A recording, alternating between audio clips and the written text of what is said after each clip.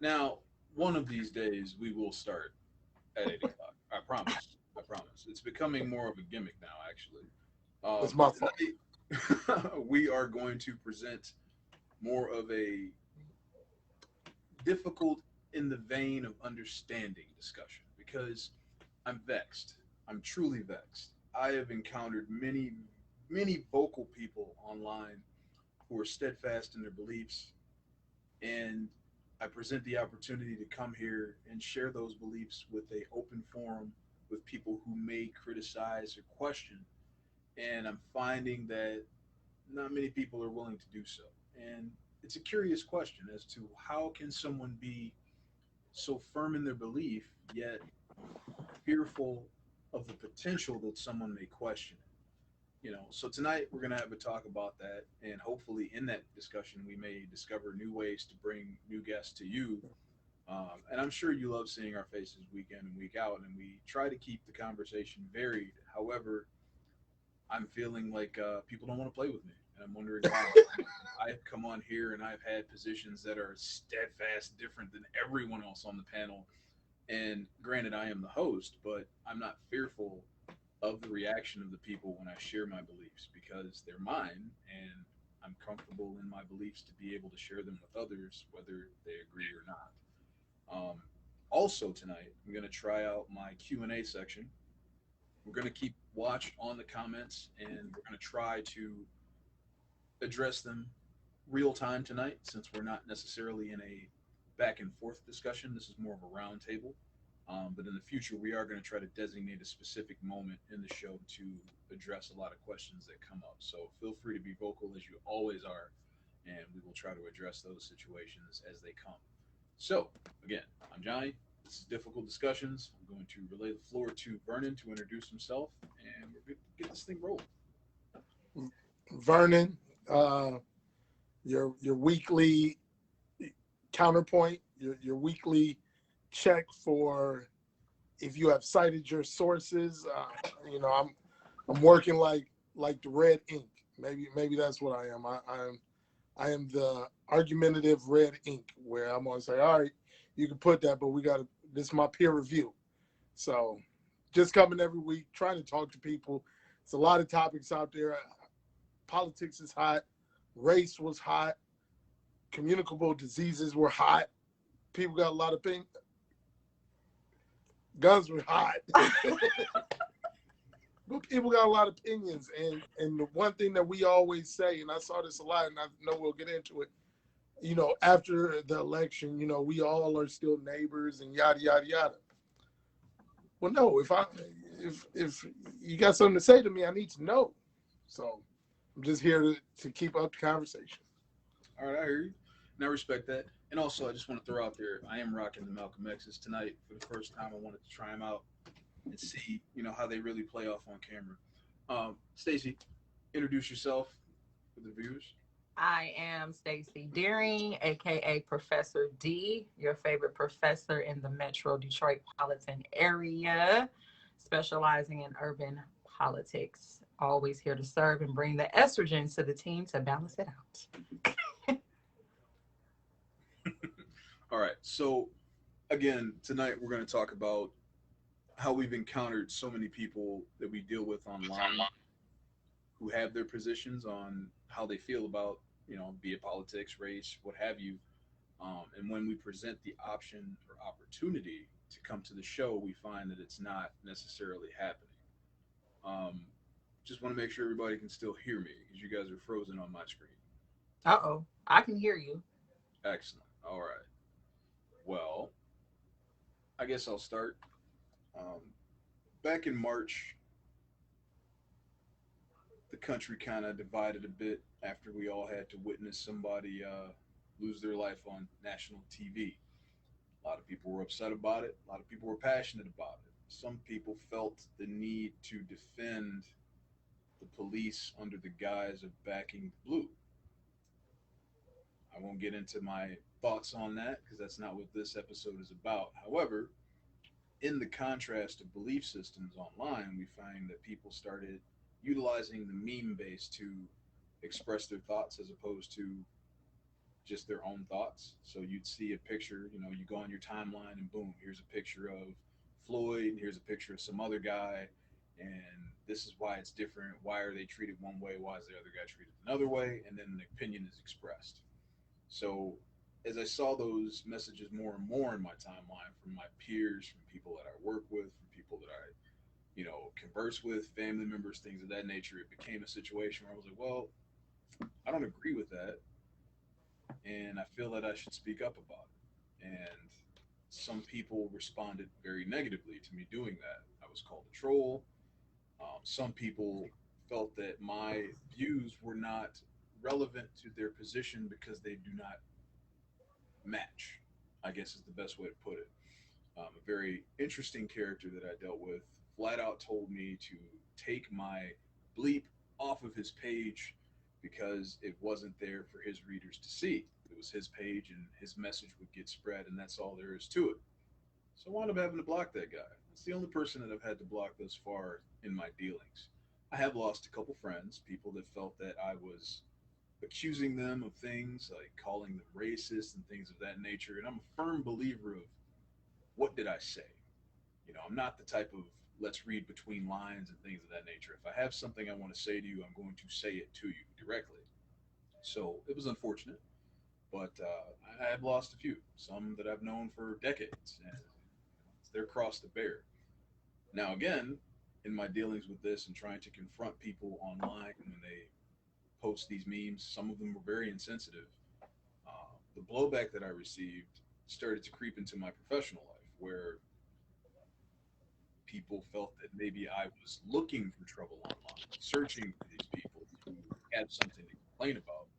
I didn't feel that that was true. You know, I'm not looking for trouble. I'm scrolling in my timeline and I see someone basically saying that, you know, racism wasn't a big deal and slavery wasn't a big deal. You should get over it. And I'm like, well, I have an opinion on that. So I'm going to share it with the source, the person that said it. So hopefully the people that normally look at their content and may agree with it without really critically looking at it will see another perspective and hopefully, you know, can breach some type of, you know, window between our worlds and our belief systems.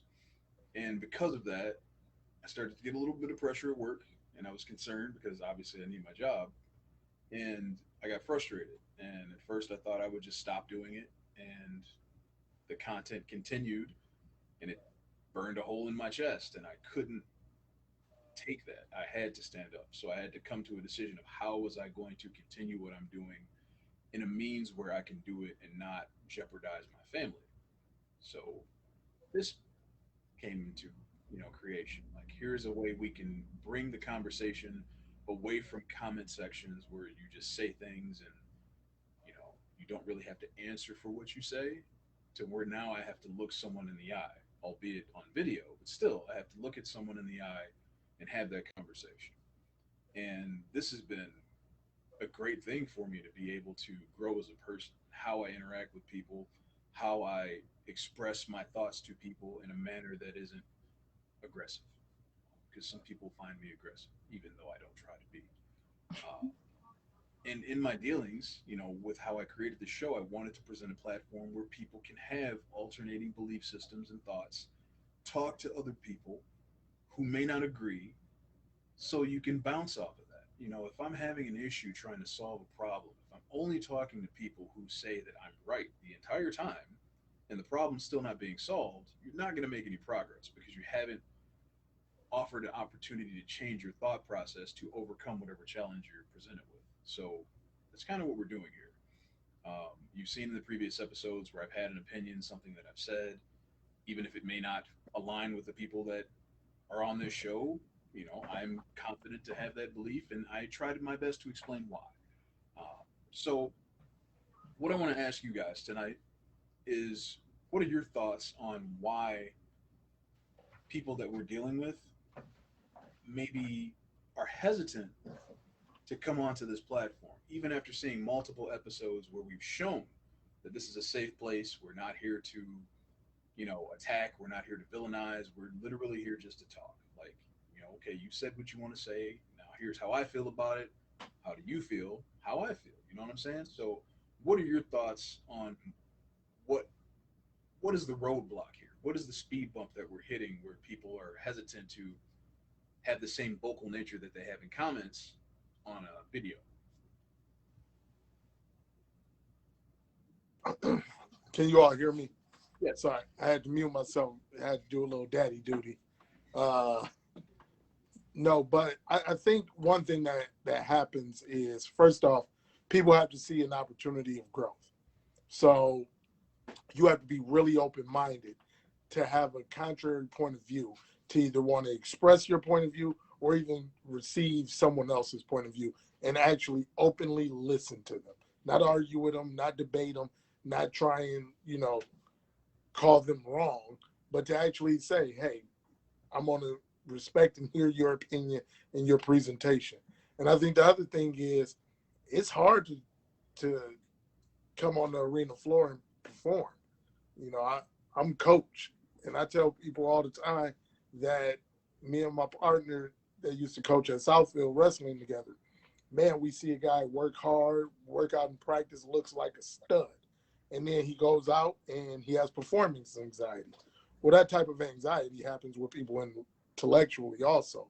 If you may not be as well versed in things as possible, if you don't study as much as your Facebook persona, you put out there, it's hard to want to come and then express those things because people don't want to look dumb. That's why people don't raise their hand in 6th grade to read aloud in class. That's why people don't want to participate in class. Now you're in this virtual setting where it's that same anxiety of not being able to express yourself or, be put on the spot. I totally hear what you're saying. And I felt like, especially when I knew I was going to be on the chopping block because I knew my position wasn't going to align with everyone else, I almost made a point to not do any additional research. Like, I'm not going to sit here and just grill myself on stats and keynotes and things of that nature, because I don't want to have my beliefs and message sound like I'm just reading it verbatim from someone else. I just want to say how I feel. And if how I feel may be considered off base, I will get that response from someone who can explain why. And hopefully, from that perspective, I'm not necessarily dissecting someone's statistical data, I'm dissecting someone's thoughts against my own. So I found that to be interesting, because that was one thing I was really troubled with. Like, we're going to have a fact checker, obviously. Let them fact check. I'm going to throw some stuff out there, and if I'm off base, I'm going to learn something, So again, like, I guess I do see what you're saying about the performance anxiety, if you will, or like public speaking, how that can be very nervous for people and sometimes debilitating. But it's one thing to be in a situation where you don't know the outcome, you don't know how it's going to play out, you're just going to wing it. However, when you're offered a pocket of, you know, reality where, hey, we're all here and we will all be respectful. So if you're going to attempt to do something like this is almost the safest place to do it outside of literally standing in a room full of people who just agree and are just going to say, yep, regardless. So, like, I don't know if any of you watch Saturday Night Live. Dave Chappelle was the host over the weekend, and one of the things he brought up was when the president was mentioning, standing in direct sunlight or putting bleach inside yourself to help with coronavirus, how a doctor was sitting across from him, literally just going, like, and they're like, how could it be? But she didn't want to criticize the president, certainly not on camera. So it's just easier to say, you're right, or maybe you're on to something. So I guess now, taking that in, the question is, how do you overcome that? But before getting to that question, how would you like to express your opinion on the situation, Stacey? I think it kind of boils down to accountability. So there's like an innate fear that a lot of us have when it comes to being held accountable for different things, for various reasons, right? Because if someone is holding you accountable, They're bringing you to the forefront and saying, listen, this is what you said you was going to do, you didn't do it. Or this is what you said and it was inaccurate. Or this is your position, but it's flawed. So you feel like if I'm held to a standard of accountability and there are my peers and they're basically fact checking me and they're criticizing me, that may come across as embarrassing. I may feel like my ego is bruised, or I may feel like if my following is watching, I'm going to lose some of my following because I lose the platform and the image I portrayed on my social media. When the reality is, it's not even about criticizing you. It's not necessarily about being right or wrong. It's more so about being factual, because factual is kind of undisputed and you learn from facts and you can use facts to create a better perspective and outlook and get a better grasp of things. So we're in this quick world, this quick society where we'll run to a meme so quick and not look at the background of it. For me, you know, if I share a meme, sometimes I'm sharing it just for comedic entertainment, but even memes that are made for comedic entertainment have some truth based at the foundation of them. That's what makes it funny. Otherwise, it would be, you know, why is this person saying this? So if I'm sharing something like that just to lighten the mood, then that's different.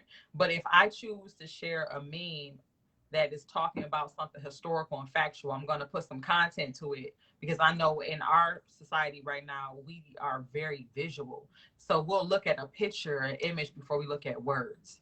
You know, we see words, you know, we're like, whatever. Oh, that's a cute picture, right? Like a woman can post a really beautiful picture and have some really prolific words, and everybody overlooks the words and just look at the picture. I've seen it. I've done it before just to see if people read. So it happens, right? So I think when you look at it from, we're coming from behind social media and memes and being in more of a like a social context. Now we're coming into being into a reality check.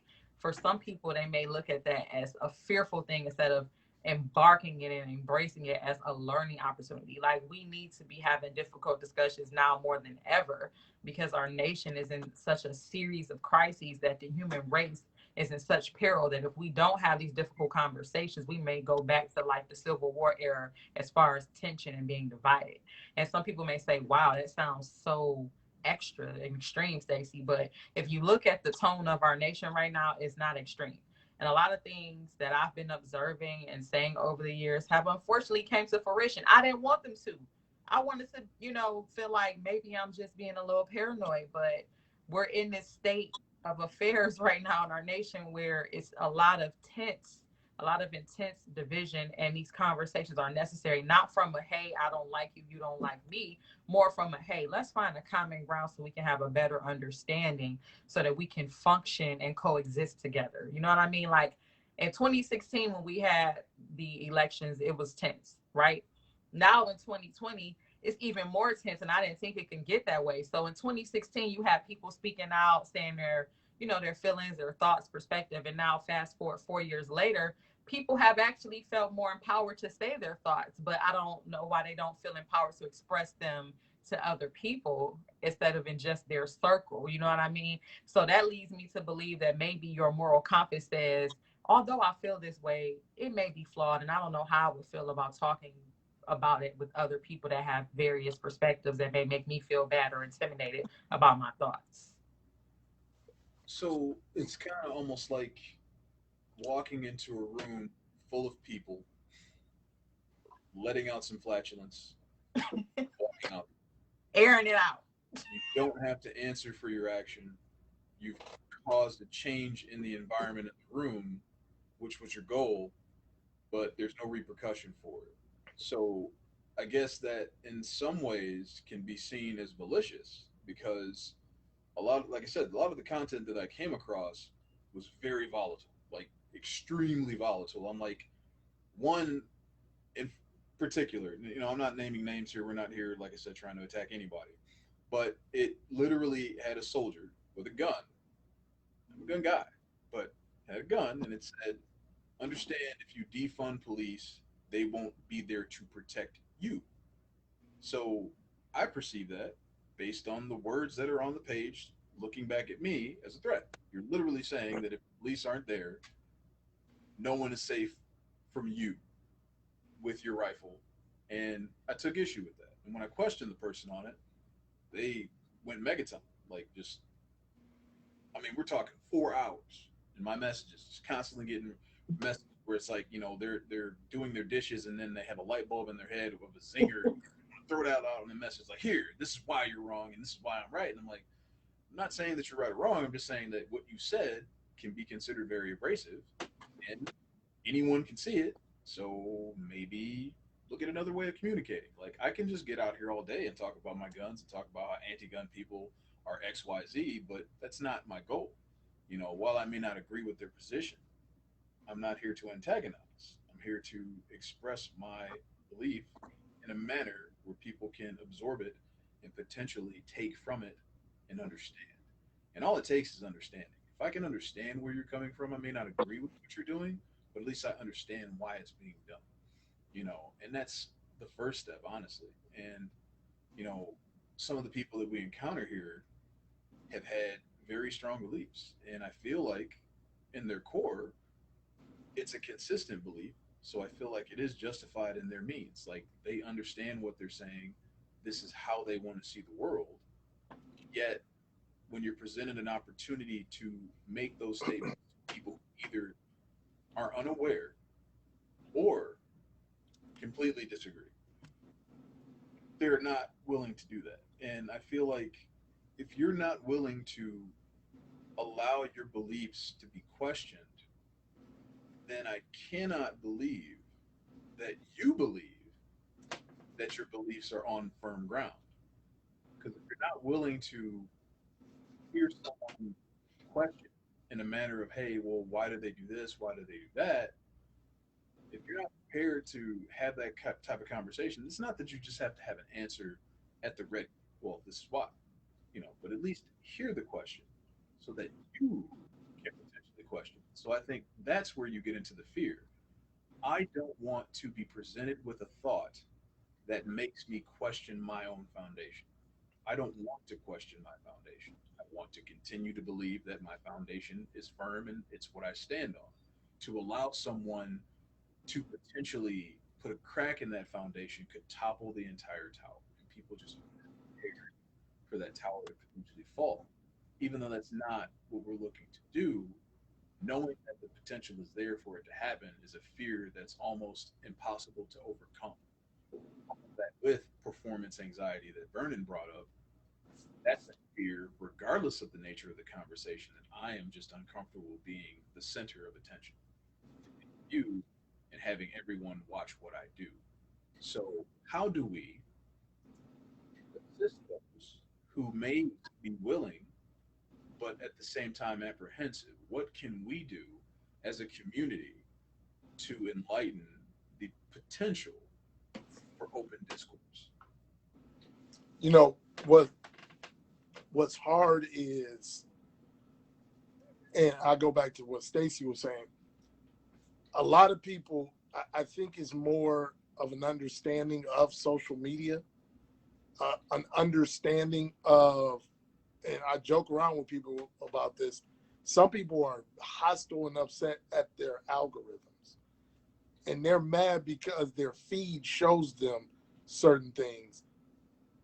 But it's because, all right, if I comment on Johnny's post and I get into this back and forth for 40 messages with Johnny in the comments, then Johnny's comments or Johnny's Facebook posts are going to show up in my feed more frequently. And people build this everybody idea.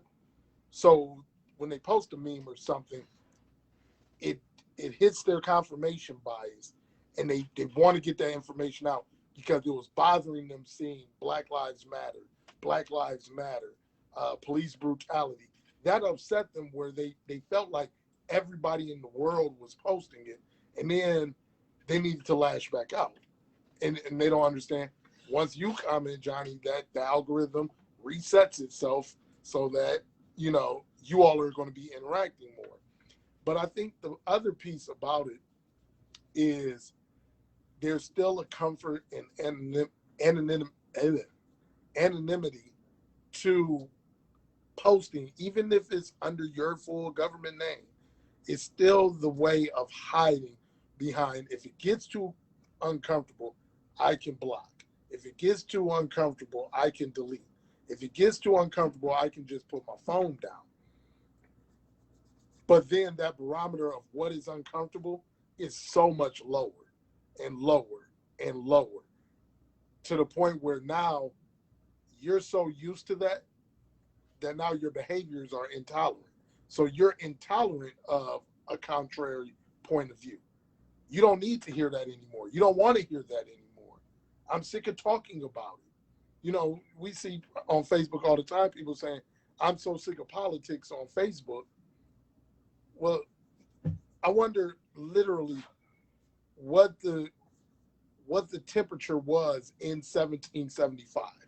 Like, all jokes aside, like watching Hamilton, that ran your life if you were of adult age in 1775 and you were in these colonies trying to become the United States of America.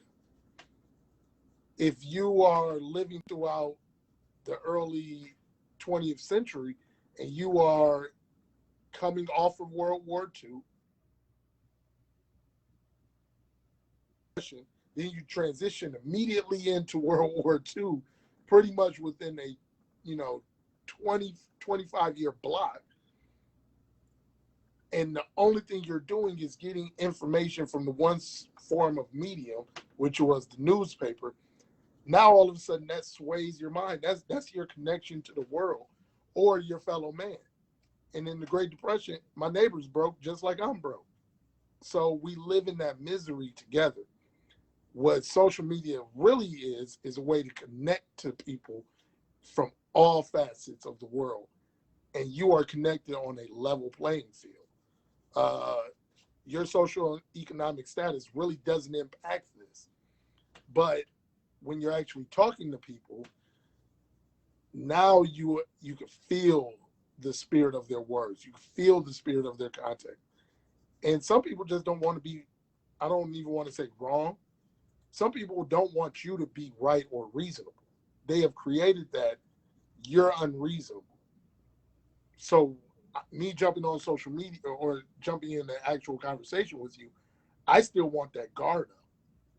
And I mean, it's just, I think it's bigger than anything we can offer. These are all adults and we offer these opportunities, but people, the gift is the curse, where we have this infinite amount of interaction, data, ability to communicate, but also we have this easy and quick way of removing all conflict from our lives in this platform.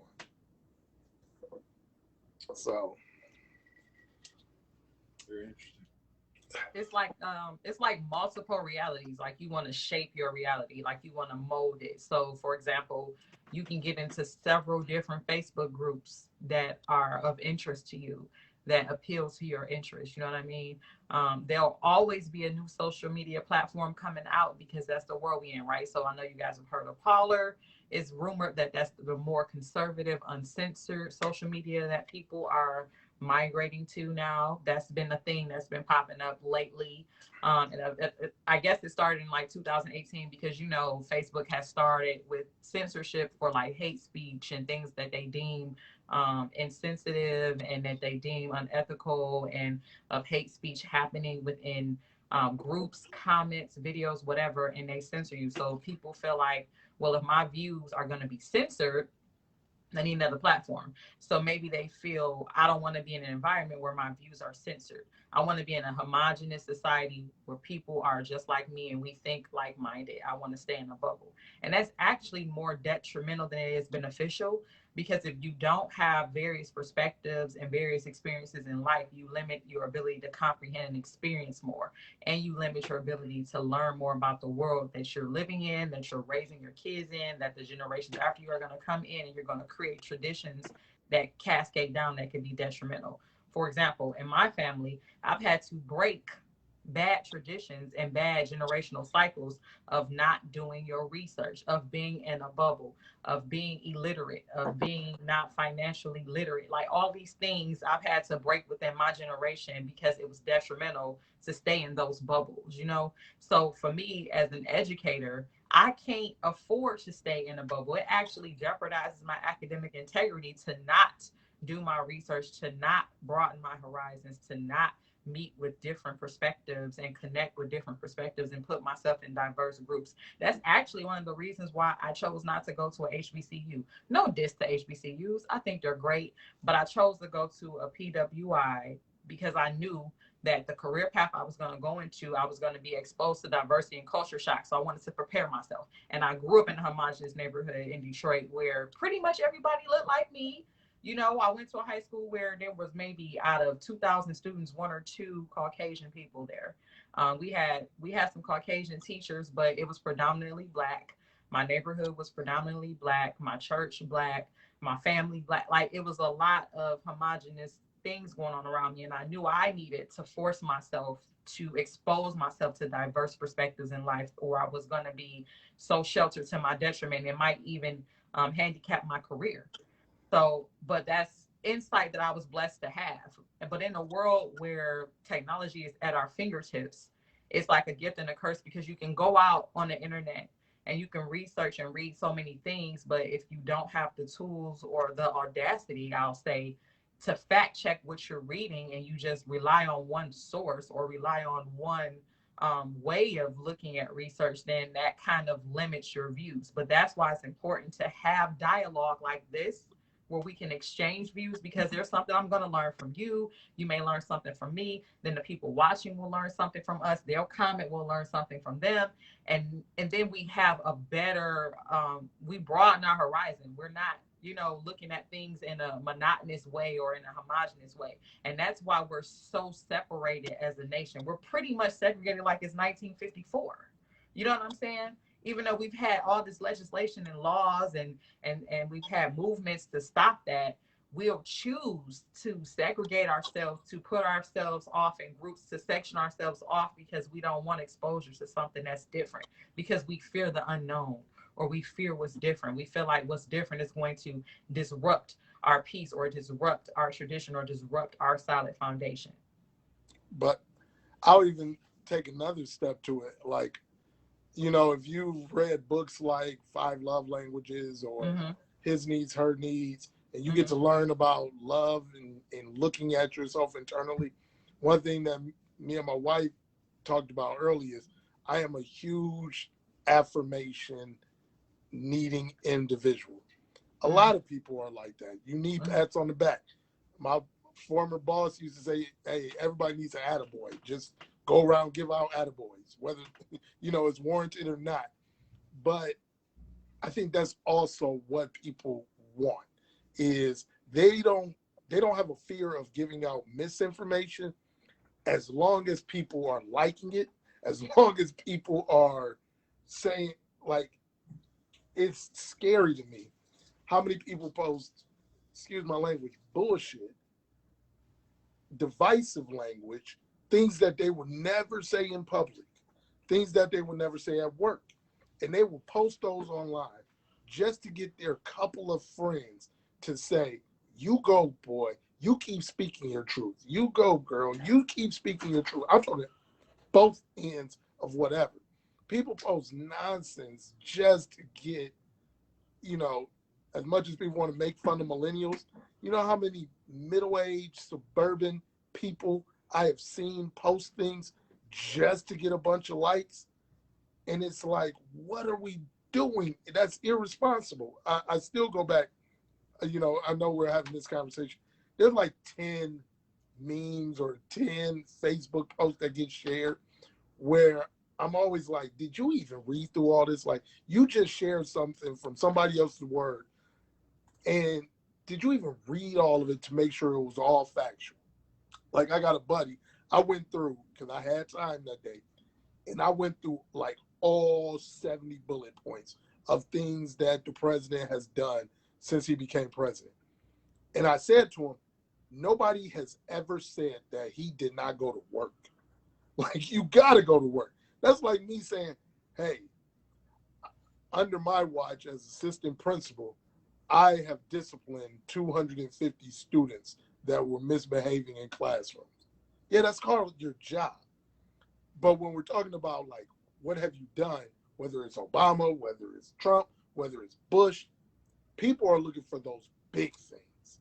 People are looking for those. And so I went through and I said, man, this isn't actually true. This is false. This is true. This is true. And it was interesting, but he said, I'm just posting so that people get a chance to learn. I said, but it's not all true. So what are they learning? And even when people post certain things, I remember after the Kyle Rittenhouse and Kenosha shootings, a guy I know, I used to coach with him, he posted about the criminal record and history of all three victims. And I said, time out. I said, do you believe what you just posted? Because if a guy has been convicted 8 times of sexual misconduct at 26 years old, I said, how can you even be convicted of felonies 8 times for the same crime and you're still free out and about at 26? I said, that doesn't even make sense. He said, well, I mean, I didn't look into it yet. That's irresponsible. Like, it's very irresponsible. And going back to it, the part that I say is scary, he's only posting that so that a couple of people will like it, and then he can feel like a hero of information. And whenever somebody contradicts it or questions it, all of a sudden they're a troll. All of a sudden, you know, you just like to argue. No, I just don't like to have interactions with people that are incompetent. And you're somebody I actually know. So I don't want you walking through this world incompetent. I wouldn't let you walk down the street with your body exposed and you unknowingly are doing that. I would say something to you. If you got a booger, I'm going to say, hey, get your nose. Stop having Facebook boogers.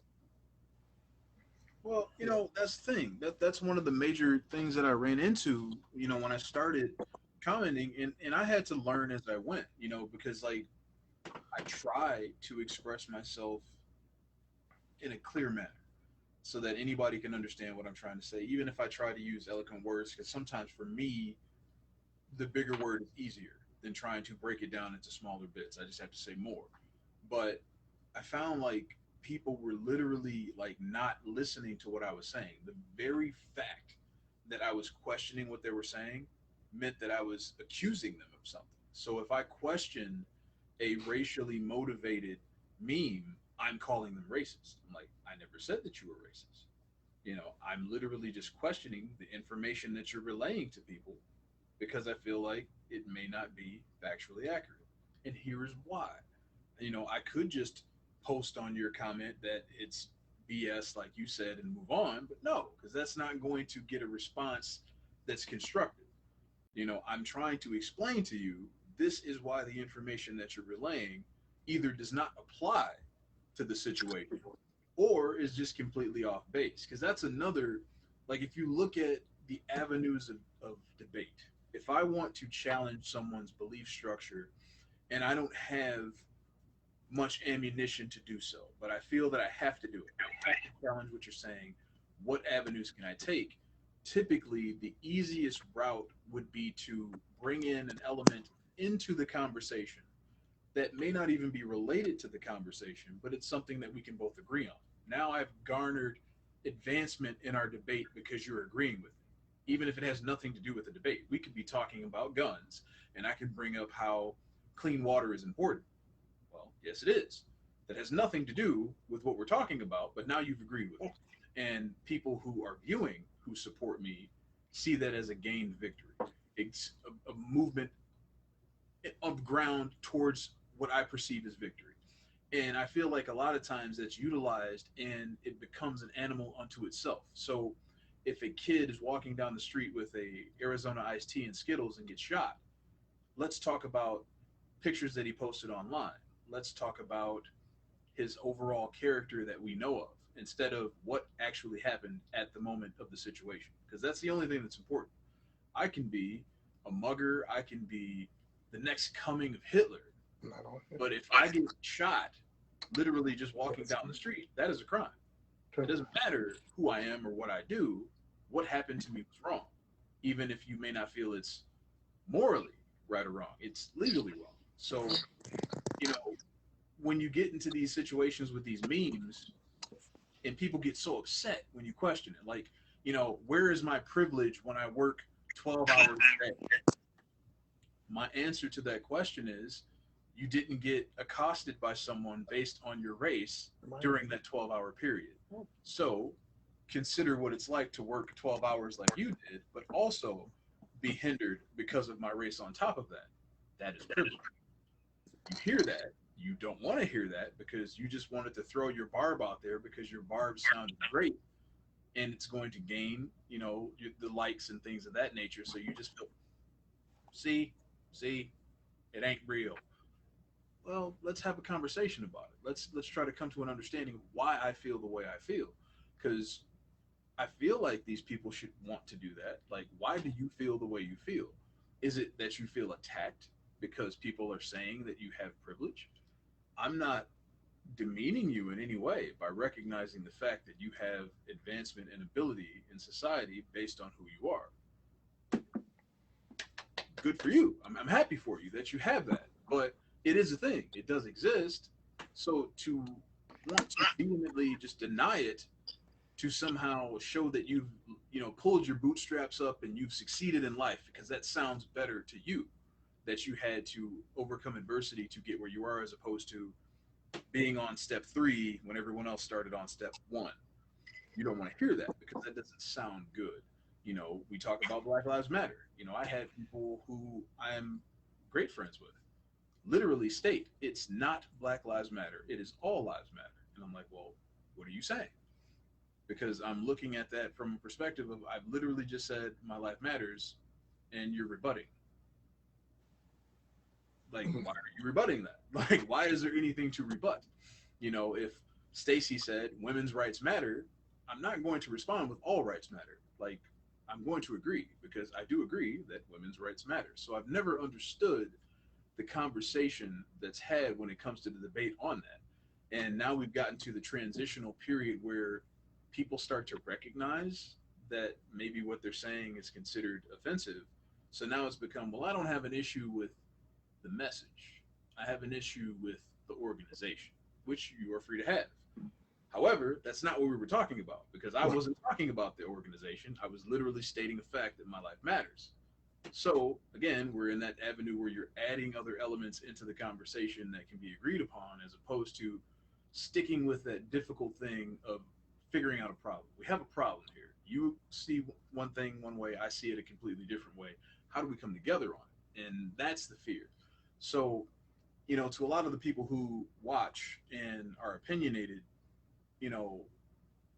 there's no difference in typing those words on your keyboard and having it pop up in the comment section, or sitting and having a conversation about it, because I can respond in the comments. We can go back and forth. You can take your time to reference information in between commenting back. You can do that here. If you honestly want to, you can say, well, wait, Vernon, you just had a great point about guns and I don't have an answer to it. I'm going to refer to this information. Bear with me. It would be awkward for the viewers, but if I have to do that, I have to do that. Case in point, I had a gentleman on this show a couple weeks ago. His name was Mike West. Mike West is from Chicago. A lot of people in the gun community use Chicago as a whipping bag. Why? Because Chicago has very strong gun law and also has a lot of crime and murder. And we typically will use that as a talking point anytime someone brings up gun control. However, Mike had a different perspective because Mike is from Chicago. And Mike talked about the fact that when you hear on the news about hundreds of people being killed over the weekend, we never take thought in the fact that we don't hear the news reports about any of the people that were responsible being apprehended. And you don't. If you actually take a moment to stop and think about that, you don't hear those stories. You just hear about the murder and they move on to the next story. Now we're talking about cats and trees. So if you live in that area and you're seeing the same news reports that we see, yet it's affecting your actual area and you're not seeing any resolution to it, that's a problem. So I can see how a person like Mike would have a position that he has based on his real life experiences in the moment. And I would never have that perspective. I would have never seen it through his eyes had he not come onto the show to have a conversation about it. It wasn't that I wanted to tear him down because of his beliefs. I really want to genuinely understand where he's coming from. You know, there are some situations and some conversations that we can all agree we'll probably never be able to have because some things are inherently just wrong. You know, I'm never going to be able to have a difficult discussion saying how it's okay to kill people because it's not. There's no spin I can put on that to make it work. Self defense and murder are not the same. So I understand that we're not always going to be able to communicate about everything because some things just really aren't disputable. However, when we have these conversations that clearly are debatable, you got half of the country right now, literally half the voting population voting one way and half voting the other, and just the slightest of margins in between the two. We're clearly divided on the subject. We're divided on social situations. So it's only a benefit to have a conversation with each other to understand where the other side is coming from.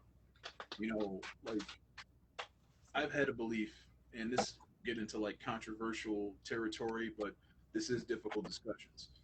I've always felt that it was wrong in the United States to tell a kid that he's not allowed to wear a shirt that has a swastika on it because of the negative connotations that come along with the swastika. I tried to put myself in that kid's shoes. And I also try to give him the benefit of the doubt. Well, maybe he's not someone who just wants to be violent. What if he's a person that's bullied?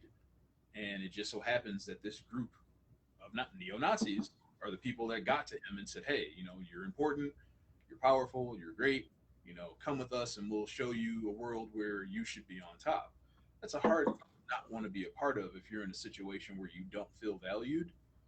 Granted, it may ultimately not be a positive thing. However, it's something that's giving this person purpose. And as long as they're not exercising that purpose in a means to hurt someone else, this is the United States. You're supposed to be able to do whatever you want as long as you're not infringing on the rights of others. So if you're not going down the street attacking mixed race couples and things of that nature, you know, do you, man? You know, so if I can go into a school and have on a shirt that says Black Lives Matter, for example. Now, granted, when I say school, I'm old, so I'm back from the era where you could wear whatever you want. I'm not sure if you can do that these days, Vernon. So I may be not using a correct analogy here, but Right. if I'm wearing a Black Lives Matter pin or something like that, it's almost as if society is in a position where there's been so much pushback that they're like, okay, this is okay. You can have that because a lot of people are supporting it right now, so we don't want to seem like we're not supporting it. So you're okay to do that. However, if you're doing this thing, no, you can't do that. And I don't like that because that's not uniform. And what I value in the United States is the fact that we are supposed to be uniform, equal. Everyone's created equal. So, you know, I had a conversation with someone about that, and they just could not get over the hump of me basically saying I was okay with someone rocking that. And it's like, I'm not saying that I'm okay with Nazis or I'm okay with what they believe. I'm saying that if you want to have a belief in this country, you are free to do so. So putting them in a position where you're telling them you're not free to believe what you want to believe creates tension. It creates animosity. And maybe that pushes some of these people to do the things that they're doing that may be considered violent or cruel. So I'm okay having a conversation about that. If we wanted to have a sit down and talk about it, if it was a topic for one of our shows, I would do that, even if neither of the people that I'm talking with agree. That's fine. And they're going to offer some points that I may not have considered when I came to my, you know, point where I am with my belief on it. And I may learn from that and grow from that and, you know, maybe change my perspective. Like, you know what? I never thought about that. Maybe I was wrong. You know, and again, I know you guys say it's not about being right or wrong, but sometimes it is about understanding how we connect out in the world. And I've got 9 dots on a page, and I got to figure out how to get from one side to the other side. We can, all three of us, achieve that and do it in different ways. Every Well, way to the end, you know. yeah. But how do we get there, and how did you get there? Maybe your way utilized less wrist strength, and you did it without straining yourself. You know, there could be a better way to get to our resolution, even though we can all get there together. So it doesn't hurt to have a conversation with someone who disagrees with you as long as you're willing to be open to actually listen to what they're saying. You know, Do I agree with Vernon's position on firearms? Not really. However, I'm open to listen to everything he has to say because I feel like in getting that information, it can bolster my belief platform because I can take the things he's saying, extrapolate them, understand them, and then come to a means based on my perspective why it may not hold true to the people that believe what I believe. Not necessarily just saying you're just wrong or you're just not, no, you're off base. No, why? And, Well, go ahead. well, when I was at Thompson as assistant principal, uh, we had accountability language for our dialogue. So if two students are sitting in class, and I'm talking about, and I mention this because this is kind of our international baccalaureate kind of profile of what a learner is. But the one thing we did with accountability language is you had to do some things before you disagreed. So you don't just say you're wrong. You say, hey, I hear what you're saying, but I saw it this way. I understand where you're coming from, but this is the way I interpreted it. You know, I saw where you got that information, but I believe that the writer or the author meant it this way. That's the way you disagree. And I think I don't want to like strongly shift gears.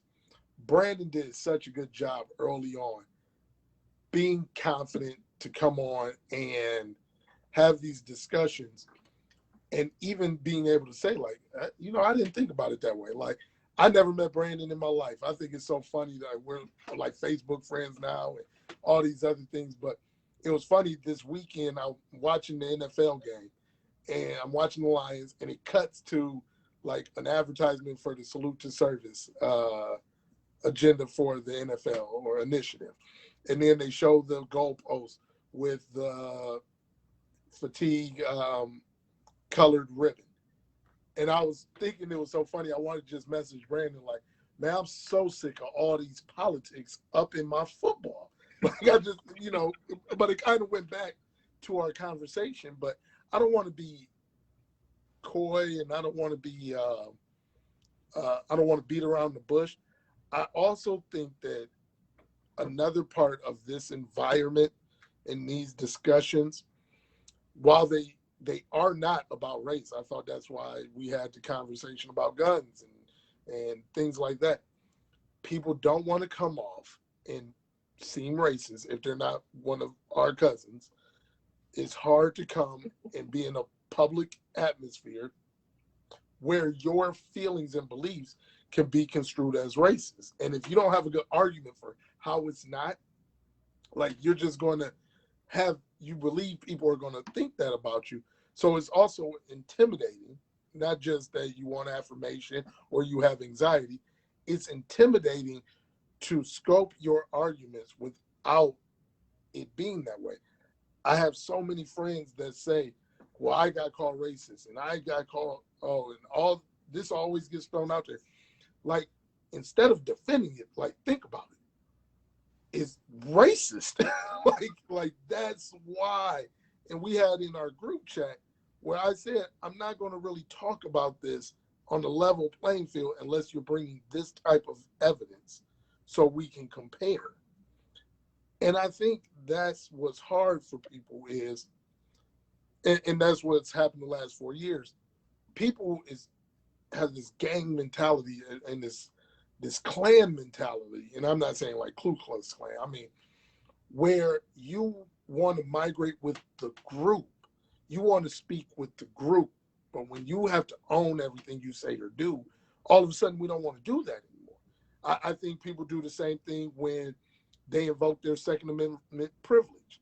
Is they want to kind of hitch their horse onto the Second Amendment instead of you are an irresponsible person with this tool that is meant to protect you in the right, but no, you don't do the level of educating yourself and practicing and training that Johnny does to make sure that you're a responsible user. You just want to own and be of the same mindset. And that's what happens when you don't know how to do accountability talk, when you don't know how to give different perspectives. You can't be called racist if you say, hey, I'm a white girl that grew up on 5 Mile in Livonia. My perspective is from that experience. Your perspective is from here. Your perspective is from here. I would dare, someone to go back and tell Plato not to listen to Aristotle. Oh man, you're not from the same place as me. Oh, you see those Egyptians? We don't talk to them. They built those things, but we don't need to understand anything that they're doing. That's how you grow and you learn, is from others. But even when you want to disagree, it has to come with an understanding of other perspectives and other information. And then the other thing that just kind of gets me when we're trying to bring people to the discussion and have these dialogues and learn from each other is the fact that people don't know how to form an opinion, I want to say, and understand that opinions can be wrong. Like a lot of people, oh, this is just my opinion. This is just the way I feel. Bam. And it's that old teaching mentality of, oh, you can't be wrong on this assignment. You just do something. You can't be wrong. Absolutely. If you're offering an opinion in an environment of dialogue, you can be 100% wrong. Like you can be wrong if you can't support anything you say with evidence. I don't care how much I believe that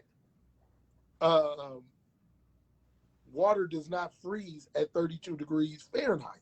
I don't care how much I say, well, that's just my opinion. No, I have nothing that supports that. Now I can say, well, at times I've seen, this water is outside at 32 degrees, but it's not completely frozen. If you bring an experiment, like, okay, that's at least some evidence you brought.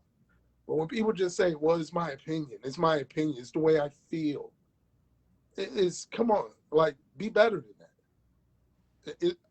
I understand that from adolescence. When you're older, you have a responsibility to be educating a professional in your thought process. But how would everyone know that? You know what I'm saying? Like, I feel like, so for me, I actually get the opportunity to teach my students this, right? Because when we're talking about when they have to write a paper and they have to do a discussion board post, and I say you have to use credible sources, and I tell them the difference between primary and secondary, what's considered credible and what's not considered reliable. I'm training them to understand that when you write something, when you state something, when you form something, it needs to be factually based. You can't just say, oh, well, from my life experience and what I've seen on social media and what I ran across in the news, this is what it is. No, I need to be able to go back to those sources to understand where you're coming from. You can't commit plagiarism either. You can't steal someone's thoughts and say, this is mine, because I can track that as well. We have software for that now. And it makes me think of the difference. So we got a lot of people who have keyboard courage. That's what I call it, right? You can type and write things and you say it in a forum or in a room where people are going to be supportive. And that one person that comes out and says, well, actually, I have a question for you about this. What makes you feel that way? Where did you get that from? Where did that come from? And all of a sudden it's, oh, you're coming on my page challenging me. So you're trying to say that I'm a liar, that I'm not credible, or that I'm a bad person, right? And then it makes me think of the difference between writing an essay and giving a speech. When you write an essay, the person grading it is pretty much probably going to be the only person reading it. But when you give a speech, you're in front of people. So you feel like I have to be more astute. I have to sound good. I can't stumble over my words. I got to be good on my time management. I got to bring my sources. I got to bring my A game. But if I'm just writing an essay and it's just my professor or my teacher reading it, even if they chop it up, it's going to be between me and them. So no one will see that I got a bad grader that just red ink all over my paper. Just me and her or me and him.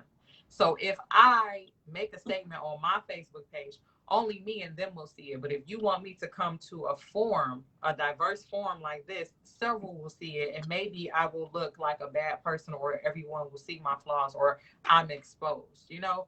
So it's kind of like a phobia. It depends on your perspective. For me, it's, oh, I learned something new today. I didn't look at it that way. I gained new insight. I gained new perspective. That's amazing, right? And I get to do that professionally with my students. Me and my students, we engage in dialogue. I'm not a straight lecturer. We got to communicate. So we talk. I have them write their thoughts out, and their perspectives broaden my perspectives, right? Because they have new perspectives to bring. We may be generations apart, and they bring some insight from a generational perspective, and that needs to happen. You know, I don't know. I don't know if the fear is I don't want to learn or know anything different because this is all I know, right?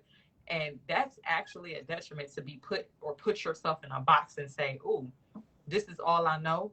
This is all I want to know. This is where I want to stay at." To put yourself in a jar with a lid that you can't get out of, that's detrimental to do.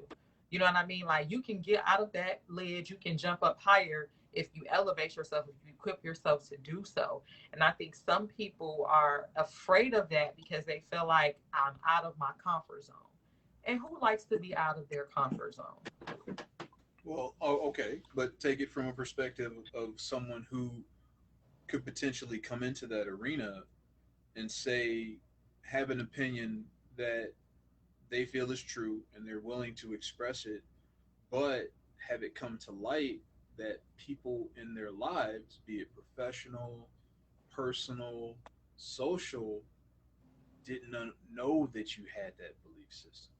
You know, maybe you're not one of those keyboard warriors that's very vocal about how you feel, Mm-hmm. but a situation has arisen where you have a point to lay out. You know, like I may say something, say for instance, who I voted for. None of you knew who I was voting for. And people unfortunately like to assume to know based on what they think. Well, here are the things he said, here are the things he's done, this is probably how he's going to vote. And then to find out that that's not the case, it can be, I guess, kind of shattering. Like, I'm going to just be flat out honest. I have a friend that I've known for the majority of my life who watched my episode last week. And I'm not really sure how they're handling my actions, even though I feel I did my best to articulate why I did what I did. Ultimately, I feel like that person almost feels betrayed by my actions. And they brought into question the things that I've been doing since Floyd's death, and basically was like, how can you make that choice given the life that you've lived in the last 6, 7 months? And to It's that, I had to answer, you know, what I've been doing in the platform that I've created was not a platform to attack or fight Donald Trump. It was to confront the people that feel emboldened to do the things they do because he's the president. And those people are still going to be here regardless of whether he's the president or not. Those are the people that I want to talk with. I have nothing to say to Donald Trump. He's rich, doesn't care. So my words mean nothing to him. I want to address the people who have lived in that bubble. And, you know, they say the devil resides in idle minds. I can sit in a room by myself and sit within my own thoughts and formulate, you know, hypothesis and in my own mind verify that and then have it become theory and have it move on from theory to fact all by myself because I'm the one that formulated that, you know, hypothesis. It gets dangerous because if you don't have anyone to question it, you can genuinely believe that where you've come is the correct way. Yeah, no checks or balances. And if you truly believe that in your heart, that's where you get into that danger zone that you were discussing earlier. Because now you're not dealing with a person who's saying the things they're saying to have a hot take or to troll or to just get, you know, reaction, whether it's positive or negative. You are saying it because you actually believe it. And then when someone offers a perspective that's different that you didn't possibly consider, some people can find that shattering because now everything that you believe has now come into question, even though you believe it only because you've only had the one perspective to go on. So like my friend, for example, I tried my best to explain my actions, and honestly, I don't know how it resonated with that person, and I still don't know how we will move forward beyond it. I'm confident that we will at some point, but it's kind of awkward. So I can totally empathize with someone being hesitant to come on a show like this and potentially express an opinion or thought or belief and then be concerned with the repercussions of that. And that's another reason why people, I feel, enjoy the comment sections, because you are less likely to encounter repercussions, especially with memes. You post a meme, it can be 98% unfactual, just incorrect, wrong, racist, crazy, anti-American, anti-whatever. I can post it, and what I can say is, well, it's not mine. I didn't make it. But that's where, Johnny. But you implicitly support it by sharing it. You know what I'm saying? It's silence is complicity. If I share this meme on my platform, I must support it on some type of level. Why would I share it? I support it on the 2% that's correct. No, you support on whatever belief you felt when you shared it, because something compelled you to share that. Something in you said, I need to share this because this is real, or my people need to see this, or the people I'm connected with need to read this. Like, something made you share it. I saw this meme, and it's what people don't want to admit. So I'm going to share it so that they see it and they understand where we're coming from. No, it's so funny. We're being real nice. First off, the people we're really talking about, I'm not saying we're going to say their name or anything, but the people that are going in our minds are people that it's not that they just randomly every now and then share something. Like, these are people that daily are posting things, hot take after hot take, situation after situation. It's not about Democrat, Republican, liberal, conservative. I'm literally talking about, I could expect this from you, this response, based on your previous response. I could go over 8 months and say, as soon as the president tweeted about Governor Whitmer, I saw that person all of a sudden start posting about what a stupid human Governor Whitmer is. Like, I don't want to say it like this. She didn't make it to governor of Michigan because you smarter than her. And I'm never knocking people. But then when Ahmaud Arbery happened, they're the same people that were saying, but he was he was suspicious in the house, and why did he run? And then when George Floyd happened, that's when it was like, oh, I can't say anything. He wasn't fighting. He wasn't running. He was detained. He was, vocal at most, but he was no lethal threat. You shouldn't lose your life. And I shouldn't watch it for almost 10 minutes that you're going to lose your life. But then once, but you're burning down cities, you're doing this.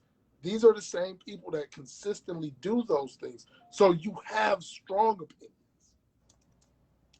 You're not just a keyboard warrior and you're like, oh, I just posted something wrong. No, you have strong opinions in a certain way. You express it daily. You just don't want to talk to anyone that seems educated enough to counter it. I don't want to be a jerk to people. The same people that keep talking about how we got to get back to life and we got to do all these things, and Governor Whitmer is such a dummy and all these things. Literally, I watched these people all get COVID and literally watched on their Facebook irresponsible behavior, and then they got COVID. I got no sensitivity to them. I will be willing to say that to them. But then when we invite them to this platform or something like, and you all have seen it, I just add people to the group chat. That's all I do.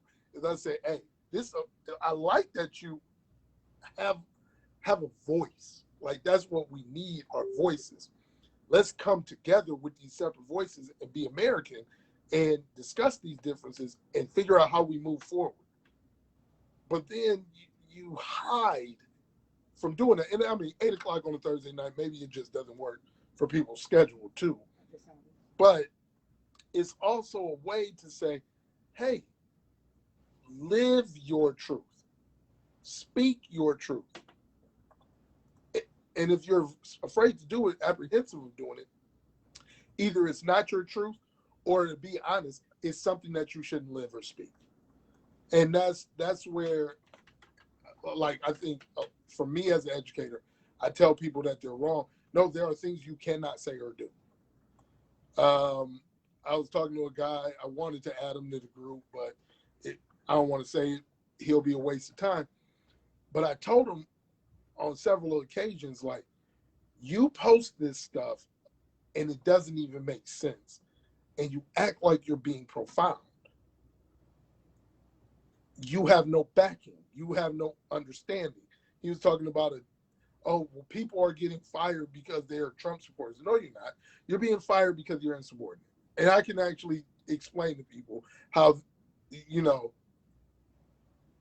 action A leads to consequence A, even though you see action B involved and intertwined in it. And people just need to have some courage to speak their mind outside of their social media bubble.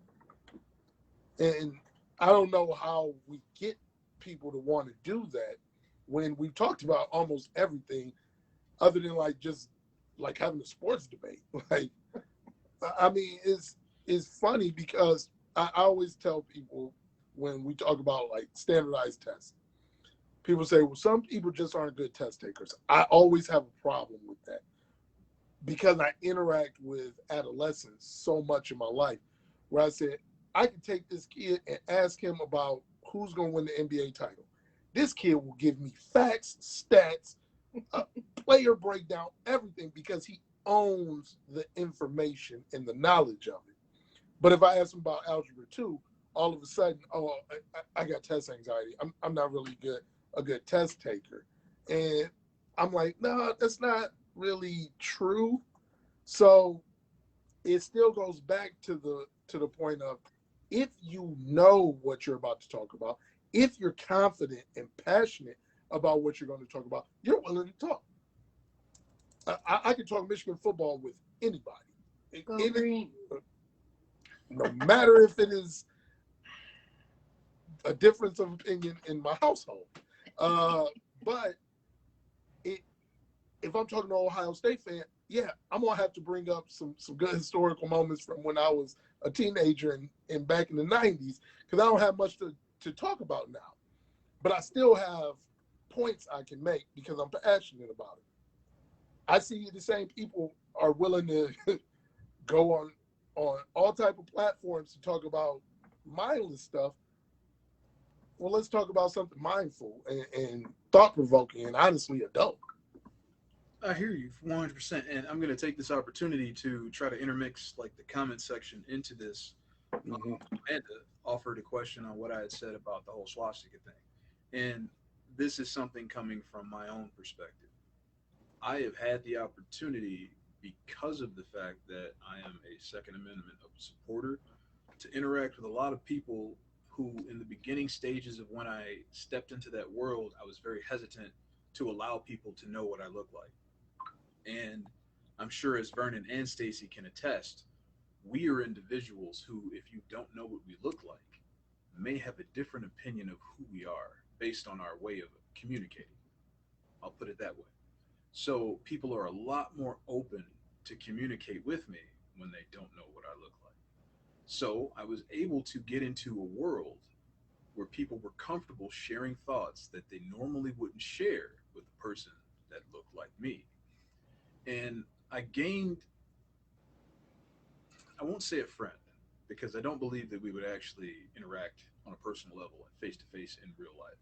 But I gained an individual and a perspective that I had never encountered before. He was a person that would identify as a neo Nazi. This person is adamant that his position as a neo Nazi is in no way a threat or detriment to any other society or race, because he is not on the platform of the belief system that others should not exist. His platform is solely that he is important. Essentially, and this is well before Black Lives Matter was a thing, He was the antithesis of that in the vein of how a white person would try to perceive it. My life matters. And the first thing a minority would say to that when someone says that is, you're the majority, so of course your life matters. You don't need to profess that. What we fail to recognize with some people who tend to align themselves in this world is that they're downtrodden, just like I may be. It may not be solely based on their race, but they're downtrodden for other reasons. Whereas, yes, they might be able to drive and get pulled over and not get murdered, they have other trials and tribulations that they deal with in the world. And you have areas and situations like Stacy brought up where two white people in her school, those two white people were the minority in their environment. So they would not perceive the world as a majority would because they don't live that life. And if their experience is abrasive based on their minority status, it is very likely that they can align themselves with a group that on the outside preaches a positive message. However, that message changes behind closed doors. So this individual did not partake in the information, dialogue, and discourse behind closed doors. They stopped at the message of, you are important, you are good, you are someone who is of value to this world. And that's the message that they wanted to take from it. So they align themselves with this group. They may decide to wear paraphernalia supporting the group because in their heart, they support that part of the message. And instead of becoming an offshoot and trying to do something different, like, well, these are the things I agree with, but I don't agree with these things, so maybe I should separate and try to make a subdivision of this group that is more palatable based on my belief system, they just go ahead and agree with it because they want to encounter others who may be a part of that group, who they may be able to sway to their line of thinking. So, again, where the thought of being a Nazi to the great majority of the world would be considered wrong. In Germany, it is flat out illegal to have that paraphernalia. However, given the fact that this is America and what America stands for, if you want to fly your rebel flag and the South will rise again, I don't personally have a problem with it. Do I agree with it? Not really. Especially like the people that say if you don't like it, you should get out. I'm like, well, you're flying the flag of losers. So, I mean, I don't know how you can stand on that platform at the rest. As long as you're not taking that belief system and professing it in a negative or violent or cruel manner, you are still under the designation of what this country is founded on.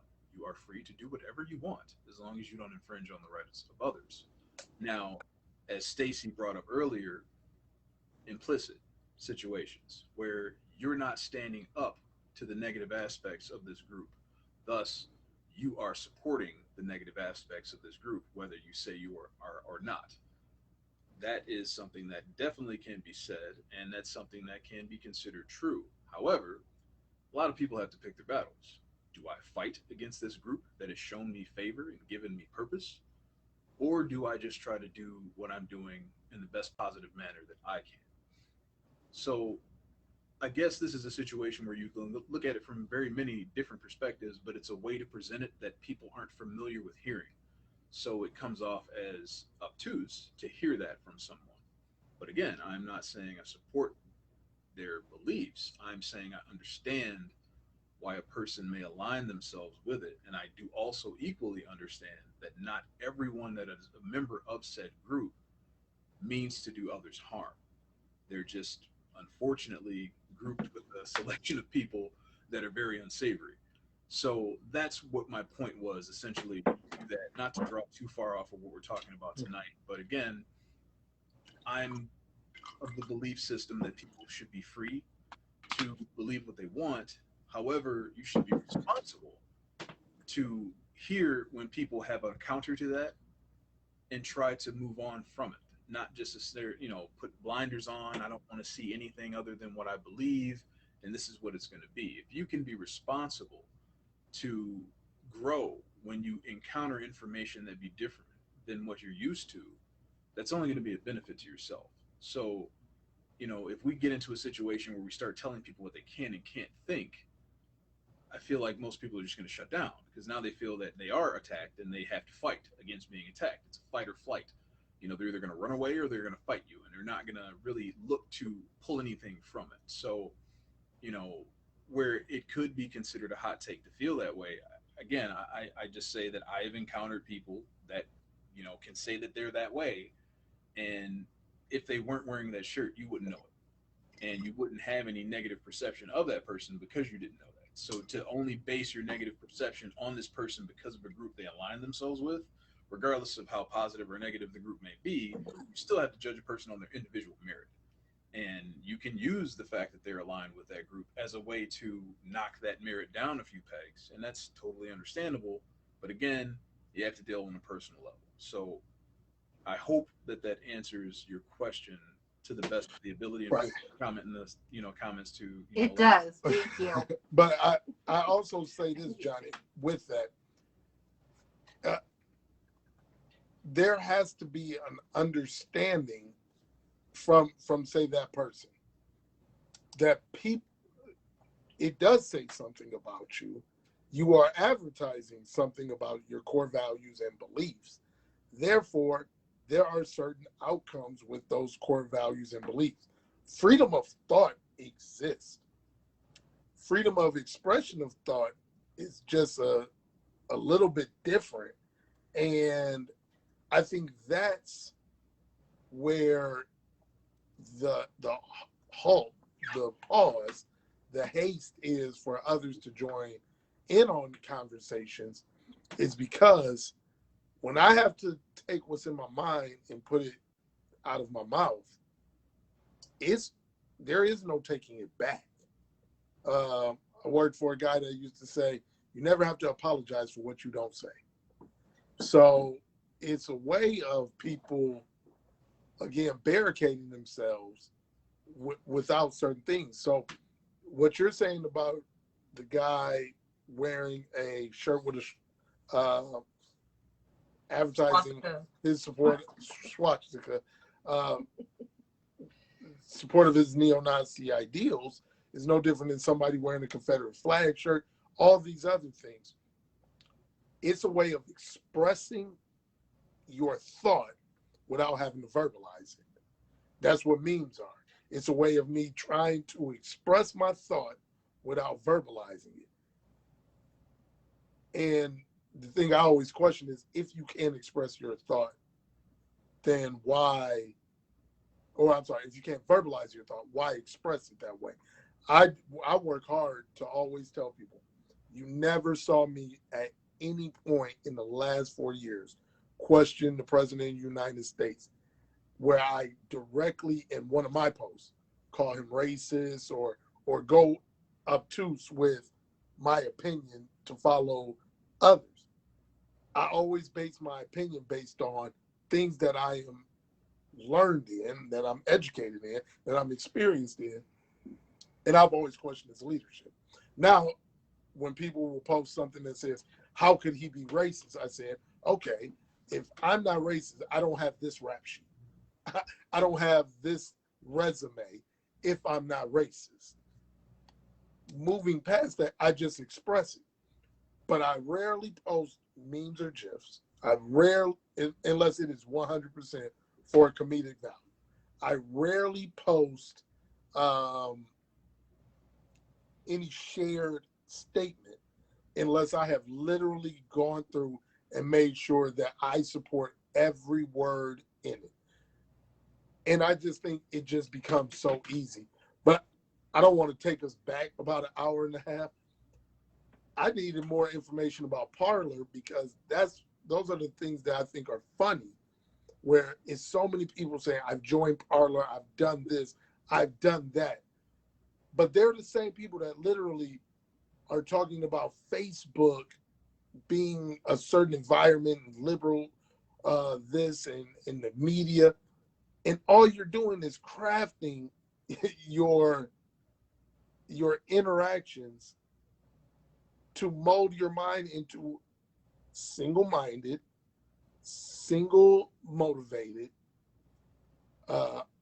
homogeneous, thought-populated people. It's like borderline, bubble Yeah, or your social media. yeah. I borderline want to jump on it and say, "Hey, people, add me because I'm gonna give you the I do same too for smoke." research purposes. No, I just want to give people the same smoke. I'm sorry. I said I was. No, sorry. I wanna see what it's like. I want to do it for research purposes and to engage too. I'm thinking about just seeing what it's like. That that right there is what I think the key factor is, because you are like me. I would rather be in a room full of people who disagree with me to speak my truth than be in a room full of people that already agree. I feel like I'm not getting anywhere that way. So I feel like where we are passionate in that belief structure and how we approach it, those people are literally equally passionate, but to the exact opposite, where they feel speaking with those that don't agree is a waste of their time, because this is the one thing I hear all the time. Talking to you won't accomplish anything because you don't want to understand where I'm coming from. You don't want to hear what I'm saying. You're never going to change your perception. And I'm like, well, that's not true. Give me a reason to change my perspective. Give me a reason to be enlightened into what you believe and why you believe it. Give me that reason. I want it. I am looking for it. I'm not closed minded. Like, I wasn't out here, where you were talking, the point you were making about guns and just like, on my phone or just not listening to you. Like, that's not the point. Like, I literally want to hear what you have to say because I want to understand where you're coming from and why you feel the way you feel. So you get like this situation where, I'm going to create a social media platform that allows me to speak my truth unopposed, and I would rather be there. And for me, since I've lived the opposite of that, it's hard for me to understand why one would want to do that. Why would you want to put yourself in an environment where you could potentially give misinformation and have that misinformation spread throughout your community where you're all now misinformed? Why would you want to be misinformed? Just because it feels good to hear what you're hearing. I don't understand why you would hold value over feeling good about something as opposed to knowing that what you're experiencing is actually factual. Like, I don't understand how you could value the vanity of ignorance over the ugliness of truth. Ignorance is bliss. Right. Mhm. But Johnny, yeah, Johnny, I will say this. I had a discussion. My wife always tells me, why do you interact with these people? And part of me always comes back to I'm an educator. Like, I just can't, like, it's deep in my core of what I do. Like, I tell people I love sports. I love football. My body will break down at some point like it did, which won't allow me to continue that. But I've also wanted to be a teacher since I was 14 years old. I wanted to be in education for 24 years now, and I've been in it for 16 professionally. And when I'm looking at it, I was having a conversation with someone. And first off, is I'll call a spade, because I'm black and highly educated. That's intimidating. I don't fit the narrative of what they're talking about. So when they're talking about people burning down cities, when they're talking about criminal behavior and all these other things, they're trying to create a villain that is not me. And when I'm questioning them, now they're looking at me just like their ancestors did. Who is this person to lord over my mind with their mind? And that's offensive to them because I shouldn't be able to do that.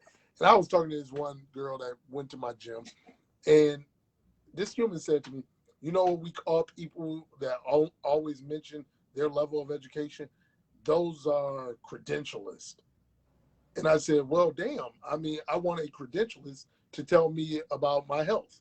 Like, that's what I want. Like, but it's also, and I'm not trying to corner them into political, because I could go the opposite way too with my people that follow certain religious beliefs and they follow their leader, no matter how kind of out there their statements are. But when you have people questioning Dr. Fauci.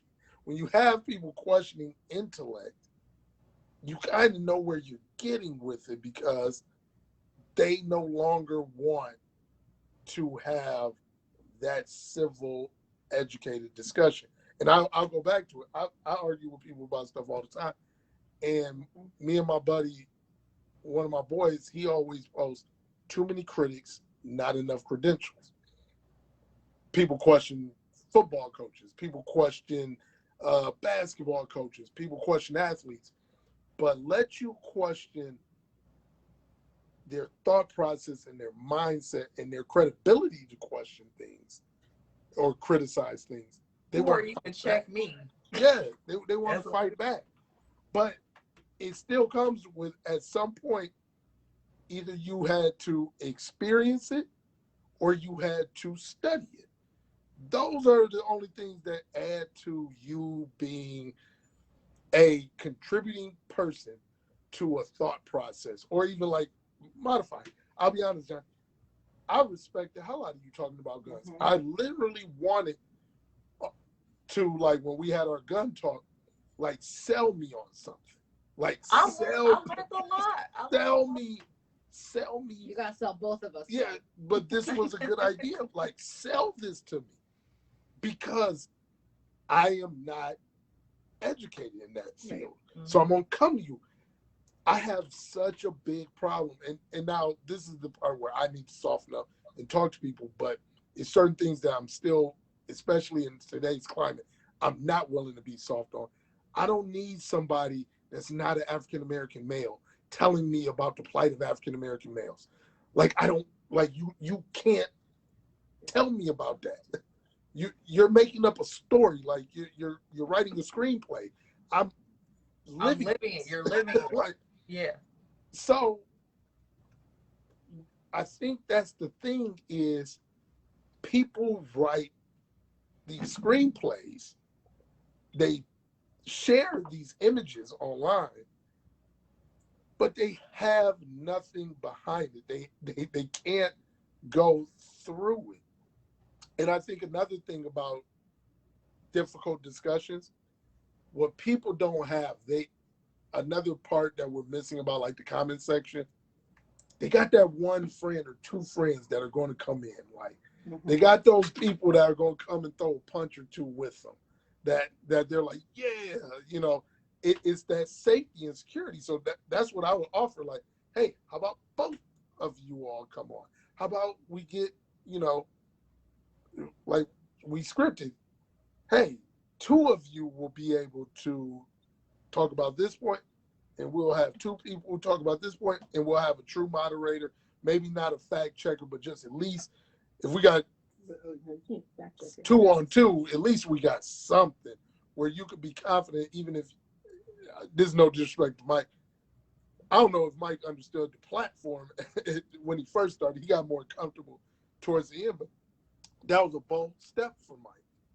Well, if Mike has somebody else, he doesn't need to author every original thought of the discussion. And that's what people want to do, because I do it. I don't, so do we come across as intimidating? Because hell yeah. No. Yes. So I'm saying it sarcastically and realistically. I know for a fact that an educated Black woman is considered to be one of the most dangerous threats. We're considered to be, we're weaponized in a sense of a, like, Angela Davis type of way, that we just gonna bring the revolution.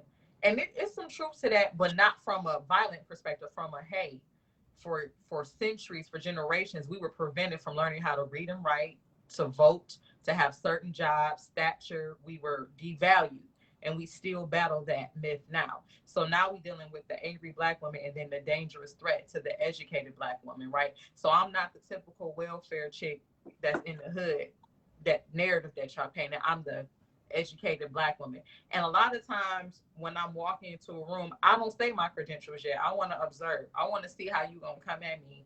And then when we engage in a conversation and you start to realize some things, you may be enlightened in a great way. Like, oh, she's defying stereotypes every day. Yes, gladly so. Yes. And that's what difficult discussions is supposed to do. We're supposed to defy stereotypes every day. The stereotype that individuals cannot have a great conversation with different perspectives and come to a common ground and exchange knowledge, because that's what we do. That's what we're doing here. We're exchanging knowledge. We're exchanging perspectives. Like, for example, Johnny, it was a lot of things about gun regulations and the Second Amendment right as far as the nuances that I did not know. And I admitted that when we were coming into the conversation, I was saying, hey, it's a lot I don't know. All I know is from growing up in Detroit, I witnessed a lot of gang violence, a lot of senseless crime, a lot of black on black crime, as they quote unquote say, which is really just crime in an urban area. And I've witnessed as an American citizen seeing a lot of domestic terrorism via mass shootings. And that don't go over well. So we got to find some type of common ground. You know what I'm saying? I'm tired of seeing all these weapons just out here.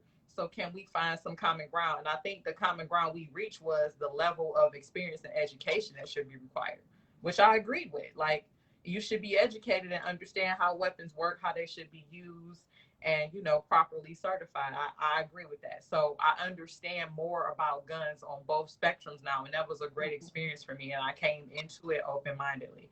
And I didn't hold anything against you when you told us how you voted either. See? But that's the thing. It's like, I can go into this arena because I'm willing to take on that responsibility. I'm willing to be here, speak my, literally for the purpose of this show. I want to show that it is something that is acceptable to do, even if what you're saying is not commonly agreed upon with the people you're speaking with. And, you know, after last week's episode, I was a little dejected for a little bit. I'm like, man, you know, am I killing my own show here by expressing my beliefs when it's not in line with what everyone tunes in to see? Like, you know, is I in a situation where I have to recognize that my viewer base as a whole would say that they typically agree with me? And then how do they handle or process the fact that it comes to light that no, we can have disagreements as well? You know, I appreciate that you're a viewer, but we don't always have to agree. And, you know, knowing that, and it's like, well, should I not express my opinion? Then I'm like, well, I'm literally not doing what the show was intended for.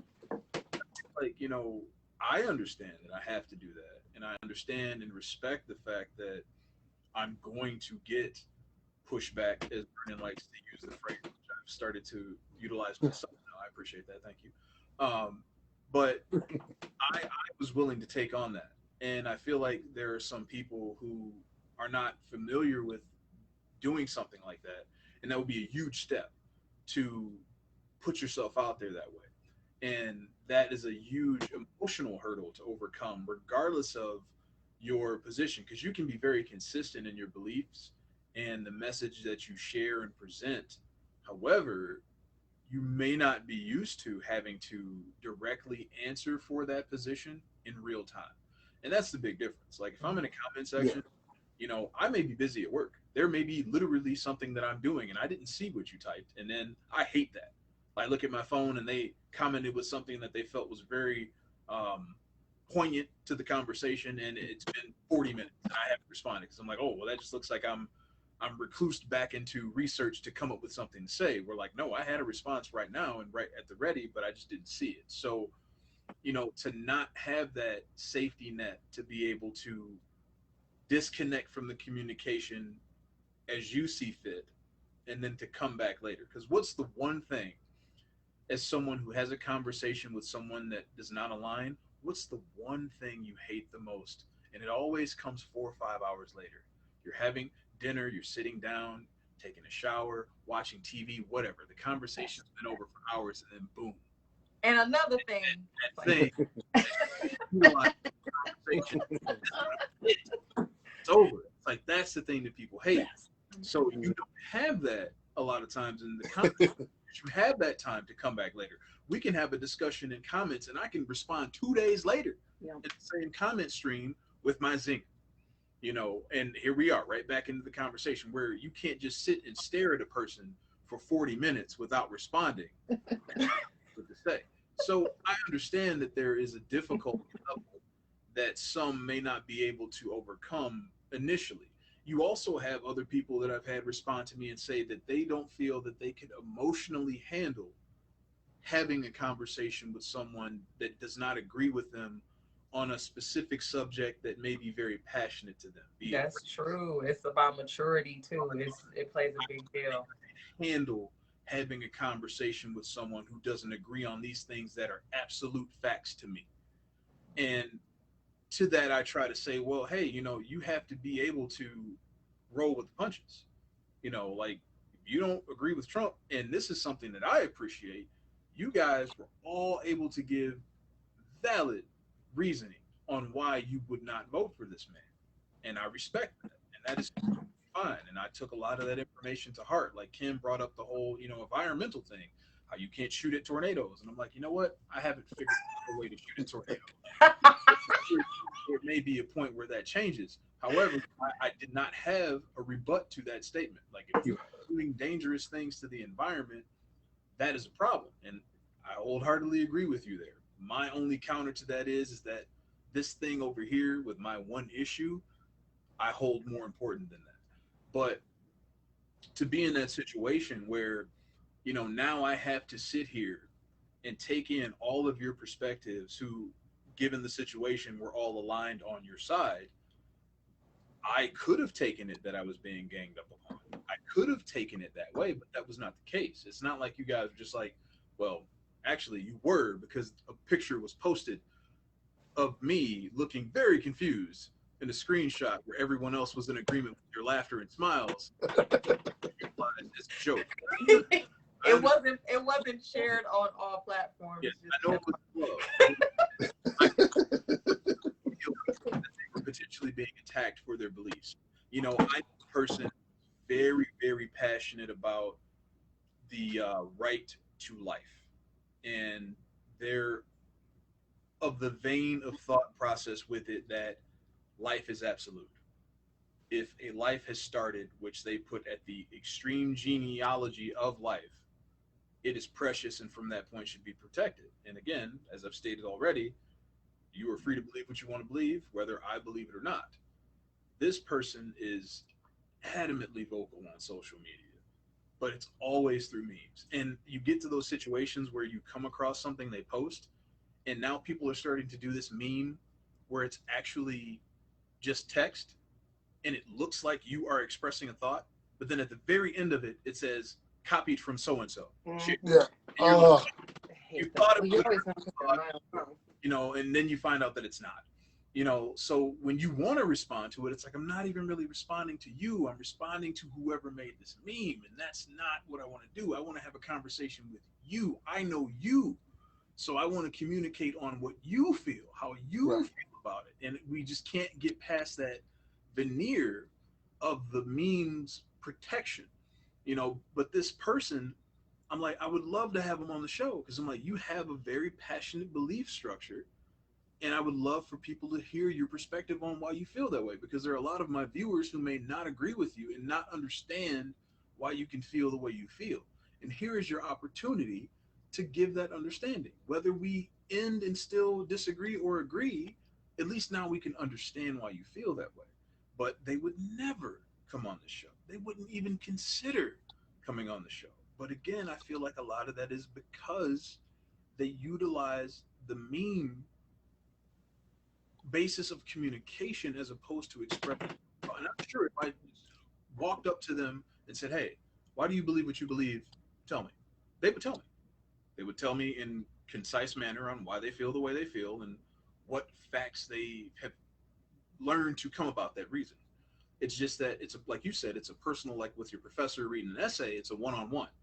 It's not I'm on a platform where others can see. And I feel like that is more of the emotional standpoint. I've had people that say that they're just definitely afraid of public speaking. You get people that have, situations where they do a speech and they do this. Yeah. Because they feel like they have to move, and the feeling of their body making movement is something they can focus on rather than focusing on the perception of those who are viewing them. So it's a way to disconnect from being on that stage and centering yourself to a feeling that's within yourself.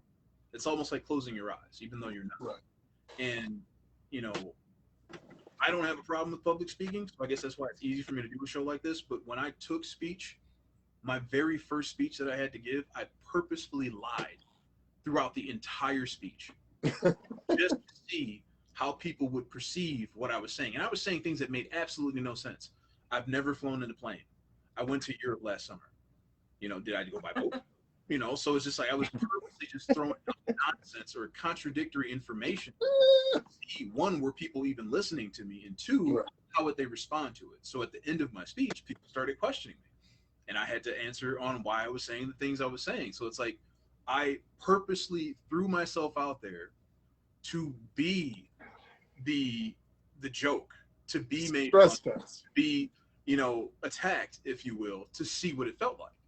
So now I know what to expect when I encounter people and I say something that they may not agree with, or I may be wrong. I have a perception of how that will come about and how that will play out in a conversation. So it made me more comfortable. It's like breaking the glass to get out, you know, breaking the ice, if you will. So I don't know that many people would be willing to do something like that, you know, and it was easy for me because it was a class. It wasn't like I was doing a legitimate speech or something professional. It was just, you know, I'm in class doing a speech. You're going to grade me on what I'm saying, not, you know, or how I'm saying it, not what I'm saying, you know. So again, I just want to be able to try to reach out to these people who have either the fear of speaking, the fear of their beliefs being questioned, the fear of potentially ostracizing themselves from their social status if people know truly what they believe in their hearts, you know, because I'm still kind of affected by the thing with my friend, and I'm sure we will come to a means to work it out, but it upset me a little bit that night. You know, I was very depressed after doing that episode. I was like, man, I didn't expect to get this type of negative reaction. I expected a negative reaction, but not one that I felt would be resonating for the long term. But I think this also, Johnny, is people need to understand the format. So if people are seeing this on my page, on Stacey's page, even on your page, they got to see the background of how we kind of do this. So we talk about it kind of throughout the week. What are some hot button topics? Who would like to speak? If somebody's new, it comes to, hey, you get to pick something that you're passionate to talk about. So you get to pick all your armor, you get to pick all your weaponry, you get to do all that before you come into the arena. And we do that. And like talking about abortion, that is a very sensitive subject. That's what people like. I can understand us swaying away from that. But the things we have talked about, whether either by small experience, vast experience, they are things that can offer a 50-50 opinion that doesn't hurt, harm, or endanger us. Like week one, we talked about, you and Brandon were talking about police brutality and violence. It didn't navigate itself into a, well, I believe that all criminals should die. Like I had a conversation with a guy. It's probably one of my only like friends. I'm talking about people I've had in my home, around my kids, that I had to disconnect from them because I said, hey man, I don't really know how you rock with me if I'm not there. But we had a conversation one time where we were talking about a sensitive racial topic. And then it transitioned into something that I just said I morally cannot agree with. So he just went completely off the radar and said, well, I think this type of criminal should be killed. I believe this type of criminal should be killed. And I'm just like, man, that's not even like American. Like that is a Middle Eastern religious viewpoint that we don't even share as Americans. So if you do believe it, I'll rock with you because that's something, like you said earlier, I can't agree with like murder. Like I'm not a murderer. Like, but then, you know, I know people that have served this country, and that I'll say this, they don't have to tell me any stories. They don't have to give me no war stories for me to know they about that life. and they were on the other side of what war is compared to a civilian. And then I got other people where I'm just like, man, you failed a bunch of classes in high school, and this was your only opportunity for a middle class life, and it took you a couple years of development, but you're just, you know, you have this experience, some other people have this experience. And what we have to look at with getting people this safe space, they got to understand there are some extremes that we don't allow, kind of unspoken upon agreements that we have. We don't disrespect each other. We don't shame educated thought. We don't say inhumane things like gun proponent, gun discussion. You never said, I want to put 2 in the chest and 1 in the head of anybody that comes into my house or challenges me. No, you simply said, I should have the right to protect myself or my family by any means of using tools that I'm educated and trained in. That's what you're really saying. I can't argue against that. But if you were saying, well, yeah, like if I go to the bar, I should be able, like, no, because you're drinking, you're doing all these other things, you're not reasonable. Bring reasonable discussion, bring reasonable dialogue, and let's talk about it. You know, we know from the group, you all out there watching don't know, I asked the person that's in the group chat that's been very vocal, I said, hey, let's talk about these conspiracy theories. Let's talk about voter fraud. Let's talk about all these things that are happening a week after the election. Not really about the candidates, but the actual meat of what is happening after the election. And it's been crickets, like literally crickets.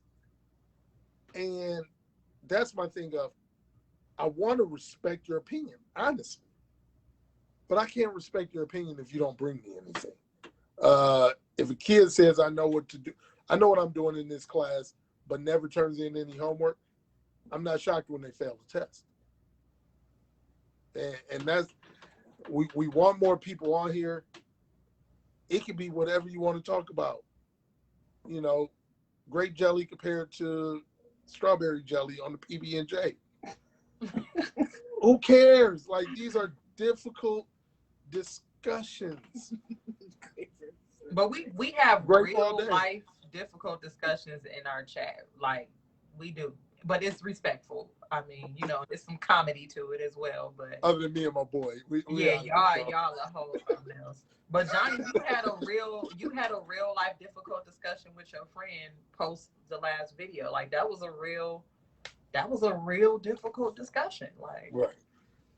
It was, and you know, I respect where he's coming from, and I totally understand why he feels what he feels. And you know, it's just, we're not always going to see eye to eye on everything. Some things we're just not going to see eye to eye because we're all individuals and we've lived different lives.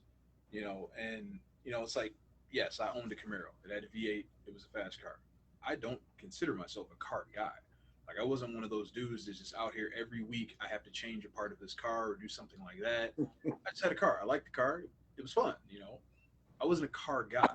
When it comes to firearms, you know, and there's a question that I really want to touch on in the comments right here that just got asked, because this looks like someone I've never seen in the comments before. But I just want to say, you know, in 2007, when I got into Facebook, they used to have a structure where it says, like, what are you thinking or what are you doing? That's the way you made your post.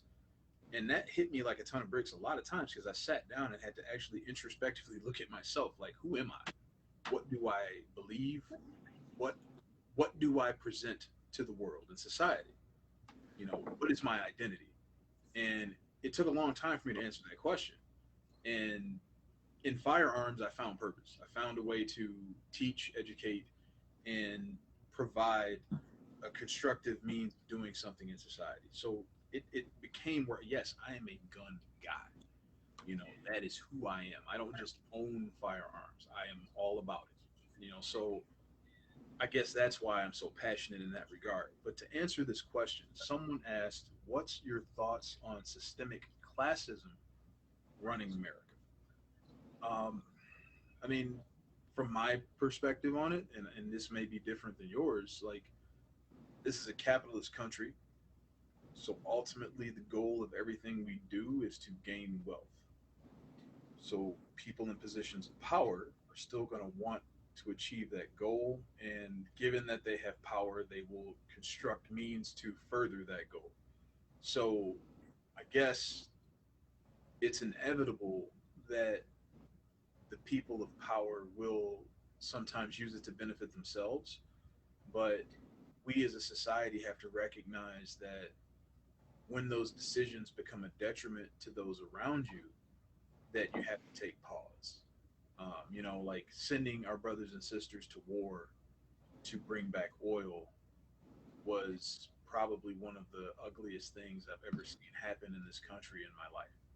And I've seen a lot of terrible things, but knowing that people that have kids, people that are other people's kids, never got to come home to their families, and it was literally just to line somebody's pockets. I have a problem with that. And I don't know how we will ever really be able to unsee that and move above it, because that to me was a really bad black eye on our country. And I love my country. I couldn't serve because of medical reasons, but I did try. I at least gave it the old college try. I was a lot bigger back then. They told me to lose 100 pounds and keep my neck. It's funny. I lost the 100 pounds and I still have my neck, but I'm too old now. Regardless, it was a difficult thing for me when it comes to, like, my support of the country and my love of the country. Seeing what we were doing at that time was very troubling. So I understand why it exists, but I just feel like we should still be cognizant enough as people to not let it get too far. So I don't know if that directly answers your question, but I'll give it over to the educators who may be able to put it. It's already gone too far. You looking at another black eye because we're choosing, and when I say we, I don't mean us individually, but collectively, we're choosing capitalism over humanity with COVID.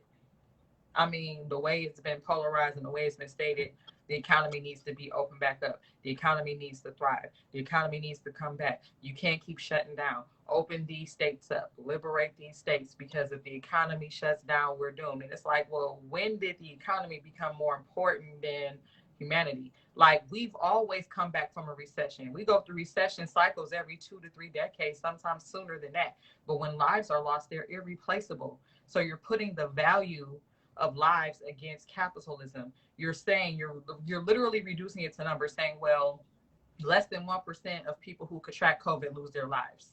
It's not that dangerous. We need to open up the country. We need to keep the economy going. Are you serious? Like, I don't know anyone that has not been impacted by COVID. And what I mean by that I don't know anyone that don't know somebody whose family member or friend has lost their lives to COVID. I'm serious. Like, there was a time when COVID first kind of like really blew up in our country, where I could not go on social media without seeing someone posted about someone contracting COVID or losing their lives. And not to mention that once you contract COVID, it has everlasting effects on you. It's like it becomes a pre-existing condition. So as a nation, we're willing to take the gamble of the 1% losing their lives for the sake of capitalism, for the sake of the economy. That's really detrimental. Like, that's bigger than a black eye. Like, that's what we dealing with right now. Right now, look at what's happening. So it's kind of like, let's bring all the kids face to face in school. The numbers, right? Like how the chicken pox was when we was kids. Like, you need to get it so that you can become immune from it. We're not doing. That's not what this is. You willing to take that gamble? Like, some people I know that had COVID, they have permanent lung issues. They have mental illnesses now. They're going through depression from it. Like, they have cognitive impairments now. Like, I've talked to people that say this. Like, they're not the same anymore. Some people end up developing other spin-off conditions because they had COVID. You don't know how it's going to attack your immune system. So we're willing to say, well, it only kills 1%. So let's continue and open the economy back up. Let's not shut down. Let's stay liberated. Let's not do this. Let's call it a hoax, even though it's taking lives out. For 10 days straight, we've had over 100,000 people test positive for COVID. That's crazy. That's crazy. And for people to still sit here and downplay it and say the economy is more important. So we're living in a capitalist society. Half our country's afraid of socialism and not even looking at what capitalism is doing. How about that part? But even I'll still go back to another spin of social media, and because we're talking about memes and things, people, what memes are and GIFs are a way of, that's our modern way of people spreading propaganda. Mm-hmm. Like that's all it is. When we look in our history books at pictures from Germany in the 1930s depicting Jewish citizens a certain way as a threat, as a danger to your finances, it's certain terms that I think we throw out: communist, socialist. All of these ists sound so scary, but people don't even understand or are willing to have the dialogue of, well, what does that actually mean? Like I keep hearing people that say they disagree with, I agree with Black Lives Matter. I just don't agree with the organization. And then they go into, it's a Marxist organization. You don't even know what the hell a Marxist is. If I were to tell you what a Marxist was, without saying Marxist, where it sounds so scary, if I were to say Karl Marx, the educator and philosopher and philanthropist from the 1940s, had this ideal of government, people would say, I kind of agree with that. That's why I always question people that say they're all for limited government, but also think that defunding the police is dumb and wrong. Police are the government. I'm confused where you want to limit government, but you don't want to defund police. Oh, well, it's bad terminology. Well, but that's because people don't understand what defunding the police means. That's another issue. Right. But that goes into propaganda and things like that. Socialist. Like socialism. I asked somebody this question the other day, guy I went to college with. I said, aren't tax cuts socialism? I said, explain to me how you are so anti-socialism, but in the same breath you mention tax breaks. I said, I'm confused by that. And I want people to educate me, because even when I talk about the economy, I tell people, I work in the public sector. I don't have a 401k. We don't get those in the public sector. We get 403Bs. We may take an option of a Roth IRA. So when people are telling me how booming the economy is, I'm involved with mutual funds where it's like 30 companies that just get picked for me, that we just try and like get money for my retirement, and I have a pension. So I'm not understanding that. You got to explain it better. And that's the hard part for people, is you can't explain things that you only learned in a headline or a tweet or a meme.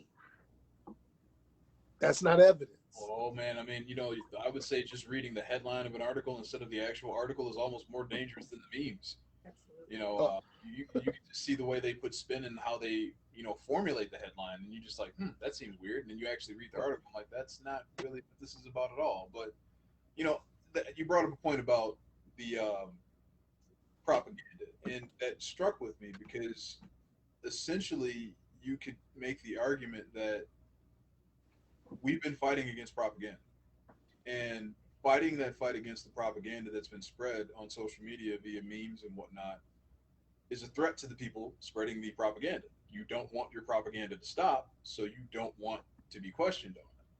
So I guess that's more of a dichotomy of like the ebb and flow of what we're doing here and why we do what we do.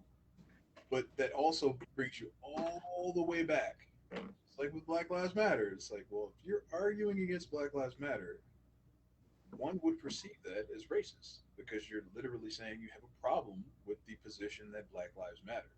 That sounds racist. Am I calling you a racist? No. But in 2020, we've had the proliferation of the thought process, I'm not racist, I just say racist things. you know, you get to this situation where, you know, you want to be educated, you know, like, because I've seen, you know, like the Marxist statements and things of that nature. And, you know, as a somewhat xenophobe, I guess you could say that I am, you know, because I do prefer America and I'm not necessarily open to the idea of being anywhere else to even take in what it could be. Um, I can honestly say, you know, I have never actually sat down and inherently questioned capitalism. Like, what is capitalism? Why is it the way it is? And why is it better than other things? I have never even considered that thought. Not to say that I just don't want to. It's just, it's never even become a question in my thought process until you actually mentioned it right there. That made me take a moment to pause and I've never considered that thought. So being open to those types of relevations. Like, you know, oh, well, here's something for me to ponder that I've never pondered before. You do have a lot of people who don't want to do that because utilizing propaganda gets them where they want to be without having to. Taking them out of their comfort zone. I mean, it almost gets beyond the comfort zone, though, because it's like if I know I'm spreading information that at best can be seen as just infactual. We're not even going to call it wrong. It's just like, well, this is not right. Or it's so heavily spun that it's no longer recognizable. If I'm doing that, that kind of comes from a vein of malicious intent. Why are you spreading this? And we're not talking about that person that picked up a meme 2 days in and you just threw it out there. Like, no, we're talking about the ones where this is day one. This meme was just created. You saw it and now you want to put it out there. Why do you want to put this out there? Like, why would you want to post a meme talking about a white person that got killed by the police and how no one cared in relation to Malcolm Floyd when you don't even know this white person? You don't know this person's story. You don't know what happened. You just see this picture of a white person. Oh, he got killed by the cops. Why doesn't anybody care? Well, I got in a big beef about Kenan Hunter. Yeah. Where I thought bastardizing his death for your social media gain of an argument was despicable. And I told somebody, like, you're arguing something that is not parallel. But you bring up people's criminal history, you bring up all these things that, like you said earlier, all right, those are agreeable concepts. Like, I don't think that that's an acceptable act. But that has nothing to do with the act I'm talking about and the event I'm talking about.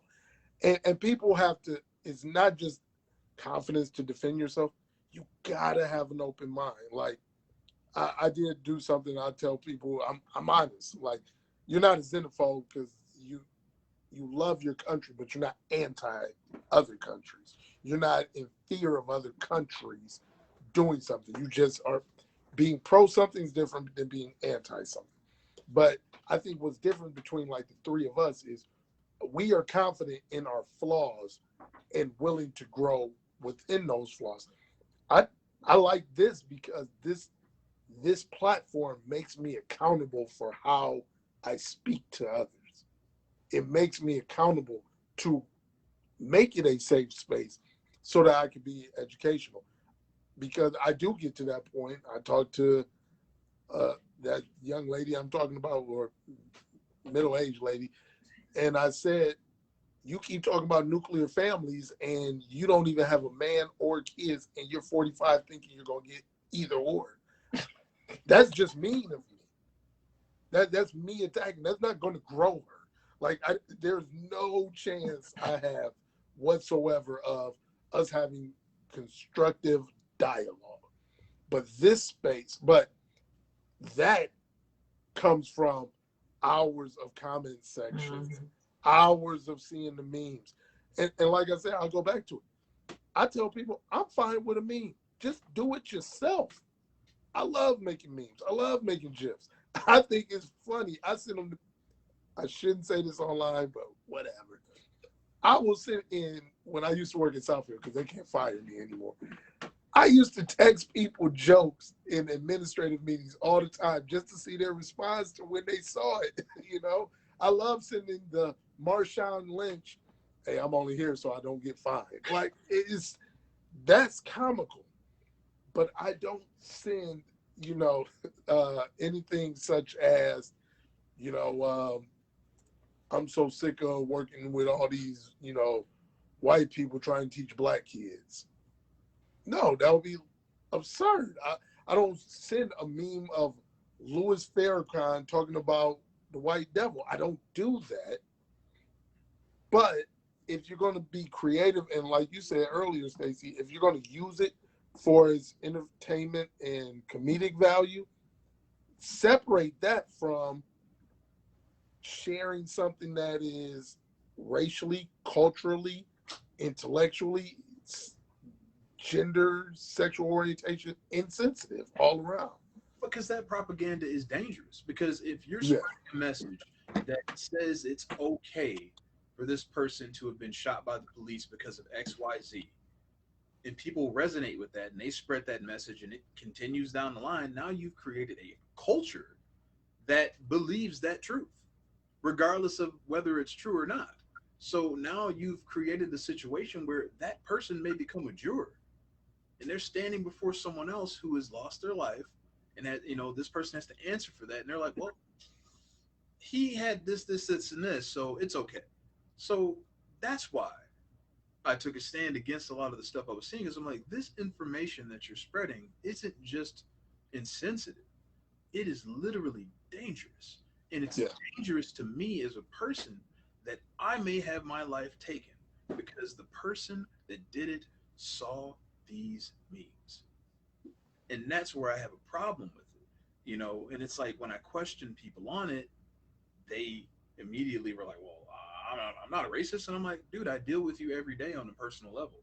I'm pretty confident that you're not racist, because if you were, we certainly wouldn't have the level of interaction that we had.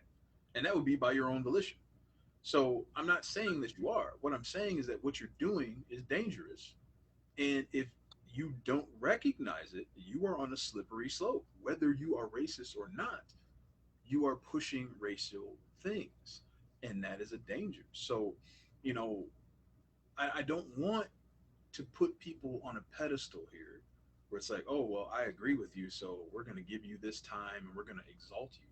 I also don't want to put people on a hot seat and say, hey, you believe what you want to believe, come on my show and we're going to grill the hell out of you for 2 hours. Right. What is this about? Like, I literally want to genuinely understand why you believe what you believe. And if you can effectively communicate that, it is very possible that I may change my perception. Because one thing you hear from people, there's even one in the comments here, that when you go back and forth with these people, it's the same thing every week, nothing ever changes. And I'm like, well, I can attest to you that that's not true. Brandon was a person that you could have assumed would have had that reaction. I'm never going to be able to change Brandon's perception. Why am I wasting my time commenting on his comments and his memes?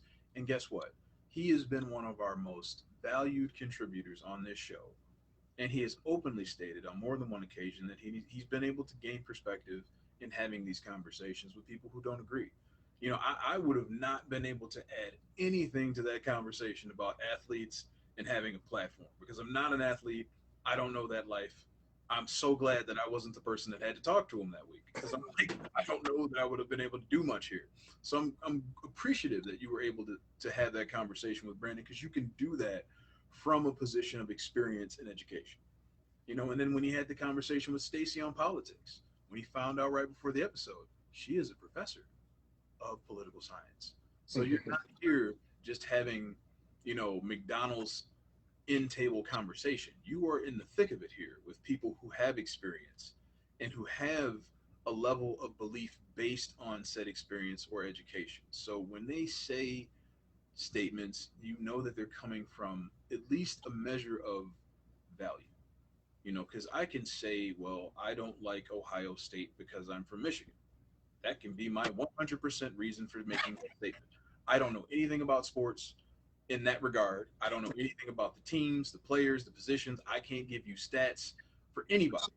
Same here. I heard in the news that Harbaugh's not doing a good job right now. That's about as far as my information goes. I'm sorry. So, I wouldn't be the one who'd want to have a conversation in that regard, because I don't feel like I would be able to really give anything of value because I'm not coming from a position of experience or education with it. I don't know anything about it. I can have a belief system like, yeah, I've heard that Ohio is not the place you want to be when it comes to sports. So I guess I would have to align with that since I'm not from Ohio. That's about as far as I can get with it. But if we can have situations, and that's one of the reasons why, like you said, when we have people who come to the show as a new guest, I will always give you the platform to choose your topic. So I'm not asking you to come here and then have a conversation about something you may not know anything about. What's the point? However, if you have something you're passionate about, I want you to be able to talk about it. And with your passion, we hopefully will find a way to give people perspective that they wouldn't have seen before because you're passionate on it. You don't have to be knowledgeable on a subject to have a passion. I don't know about the inner workings of film to a degree. I'm not the type of guy who can have a conversation on movies and reference producers and directors and gaffers and things of that nature. I can tell you I saw a movie and I liked it, and I can go into reason on why I liked it, and I can be very passionate about why I liked it. I love film. I'm just not the nuts and bolts. So it's more of a position of experience, how I felt viewing it, and why I felt the way I felt. So understand, I'm not asking for we're bringing the elite of the elite to come here and have conversation. We are normal people.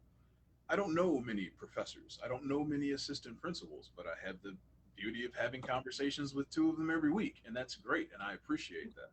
So, we are going to have different levels of aptitude when it comes to topics, but passion is really all you need. If you're passionate, let's have a passionate talk about it. And that passion doesn't have to breed into anger and violence. You can be passionate about something, still effectively communicate. So we've been on for quite a while tonight, and I was kind of apprehensive about this episode because I didn't have a quote unquote opposition. But that's the whole point of this episode: why we don't have opposition and what we can do to generate it. But I think one of the things Stacy said to me before we went live is that I think our viewer base has come to respect the faces they see every week, and they are looking forward to those faces and those voices and those perspectives. And we're trying to keep the topics robust. So, if anything else, if we have difficult conversations about topics, whether we have oppositional viewpoints or not, we can still have those conversations. And hopefully, in the viewer base, with comments, questions, and things of that nature, be able to expand. So, we're going to keep doing this. And this was like me confronting my difficulty with the show and trying to find new guests. I'm always trying to find new blood to put on the show, and I'm always trying to find opposition. And my position has been it's very hard for me to tell someone you're probably going to be the opposition, but feel free to come. Nobody wants to go to a party that's a particular theme and they don't like that theme. You're probably not going to want to be there because it's not your thing.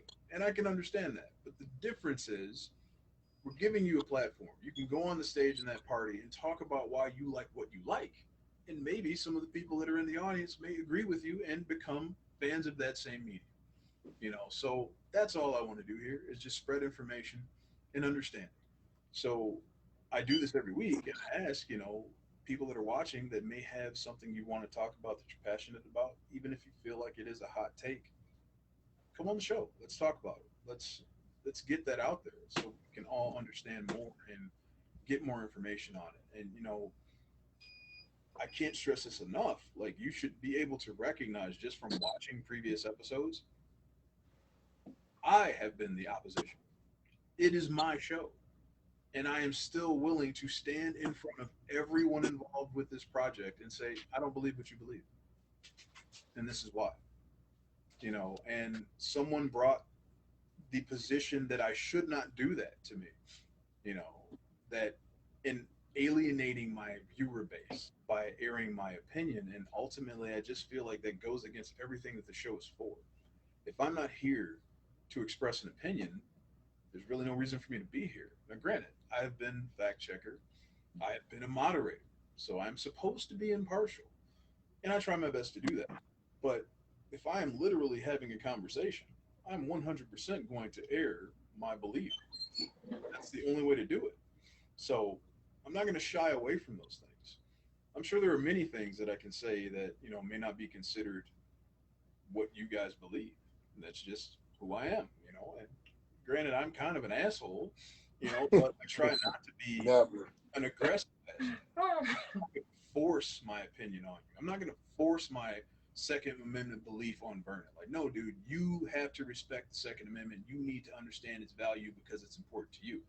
It may not be, and for a lot of people that voted, it wasn't. It wasn't even a factor on the table. It wasn't something you were even thinking about. You're thinking about, I don't want a tornado to touch down on my house, or I don't want this to happen or that to happen. And those things are important to you. And I can understand why you would make your decision based on the things that are important to you.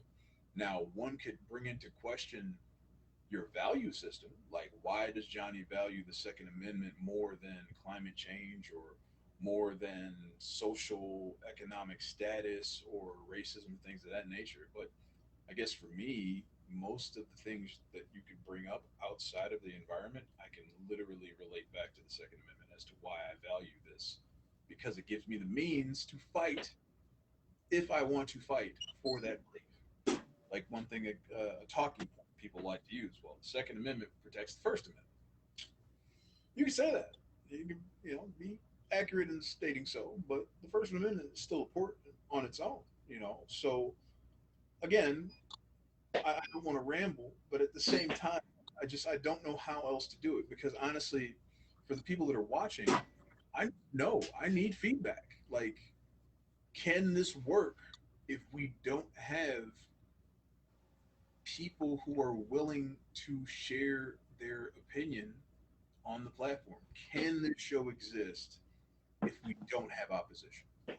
Because I can beg, I can plead, but it doesn't matter. They're either going to be comfortable enough to come on here or they're not.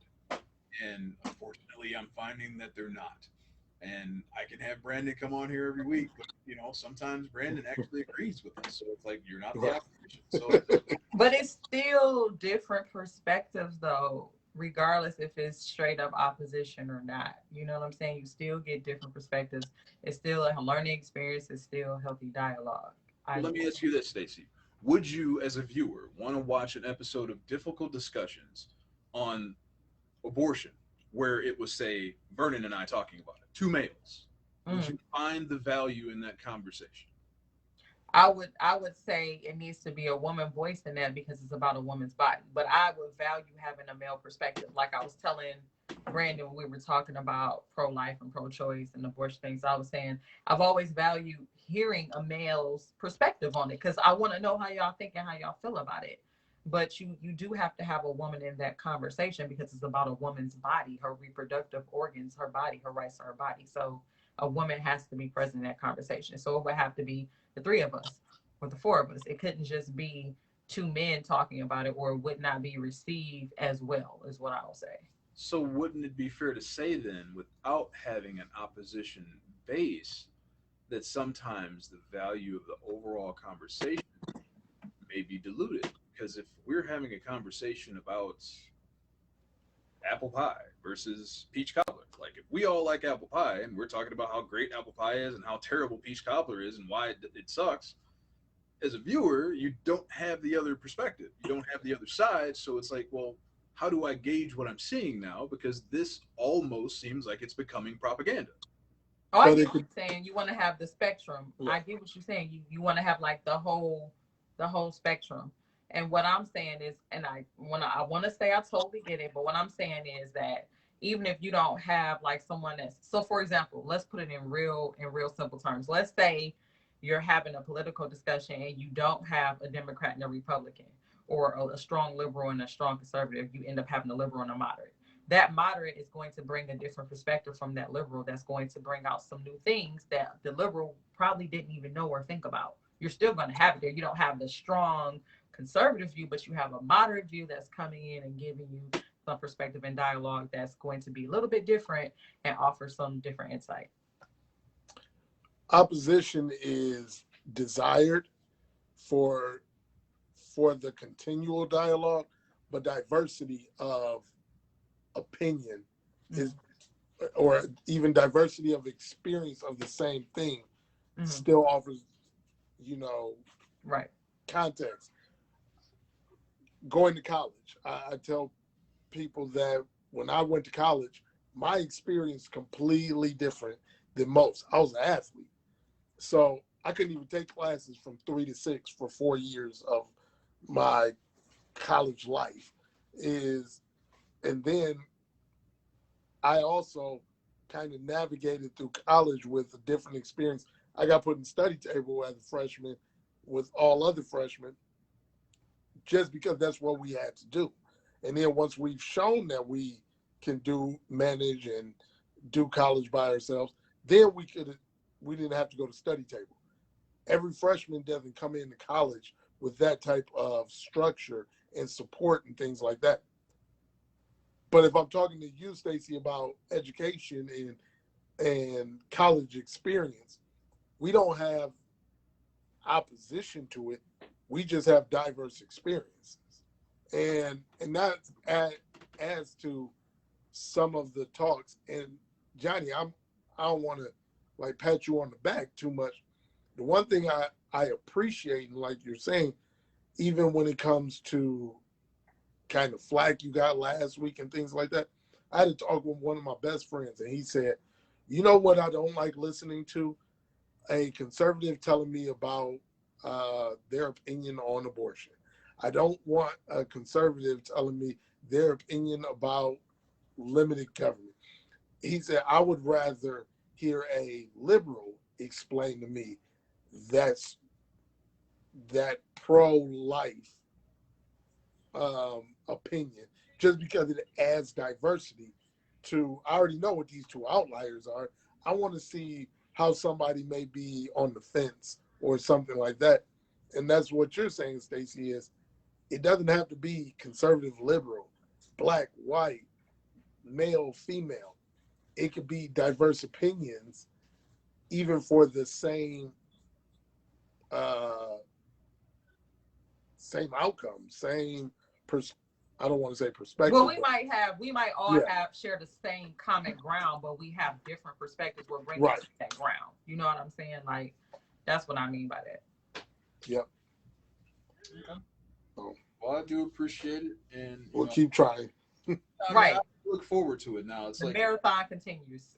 I look in the group, and events happen, life happens, and that will fuel conversation, and sometimes that can breed debate. And I almost hate a lot of times like where it's Sunday, and the group is on fire with the topic. Like, save it for Thursday, Like let's just go live tonight. Bump it. Yeah, I feel that way, So it's like while they're in the moment, get them in there. Well, hey, come on the show right now, So I look forward to coming up with new, topics to talk about and things of that nature. And we want to get more into the comment section of it. And I didn't think the comments were going to be too hot tonight because we didn't have a real oppositional standpoint.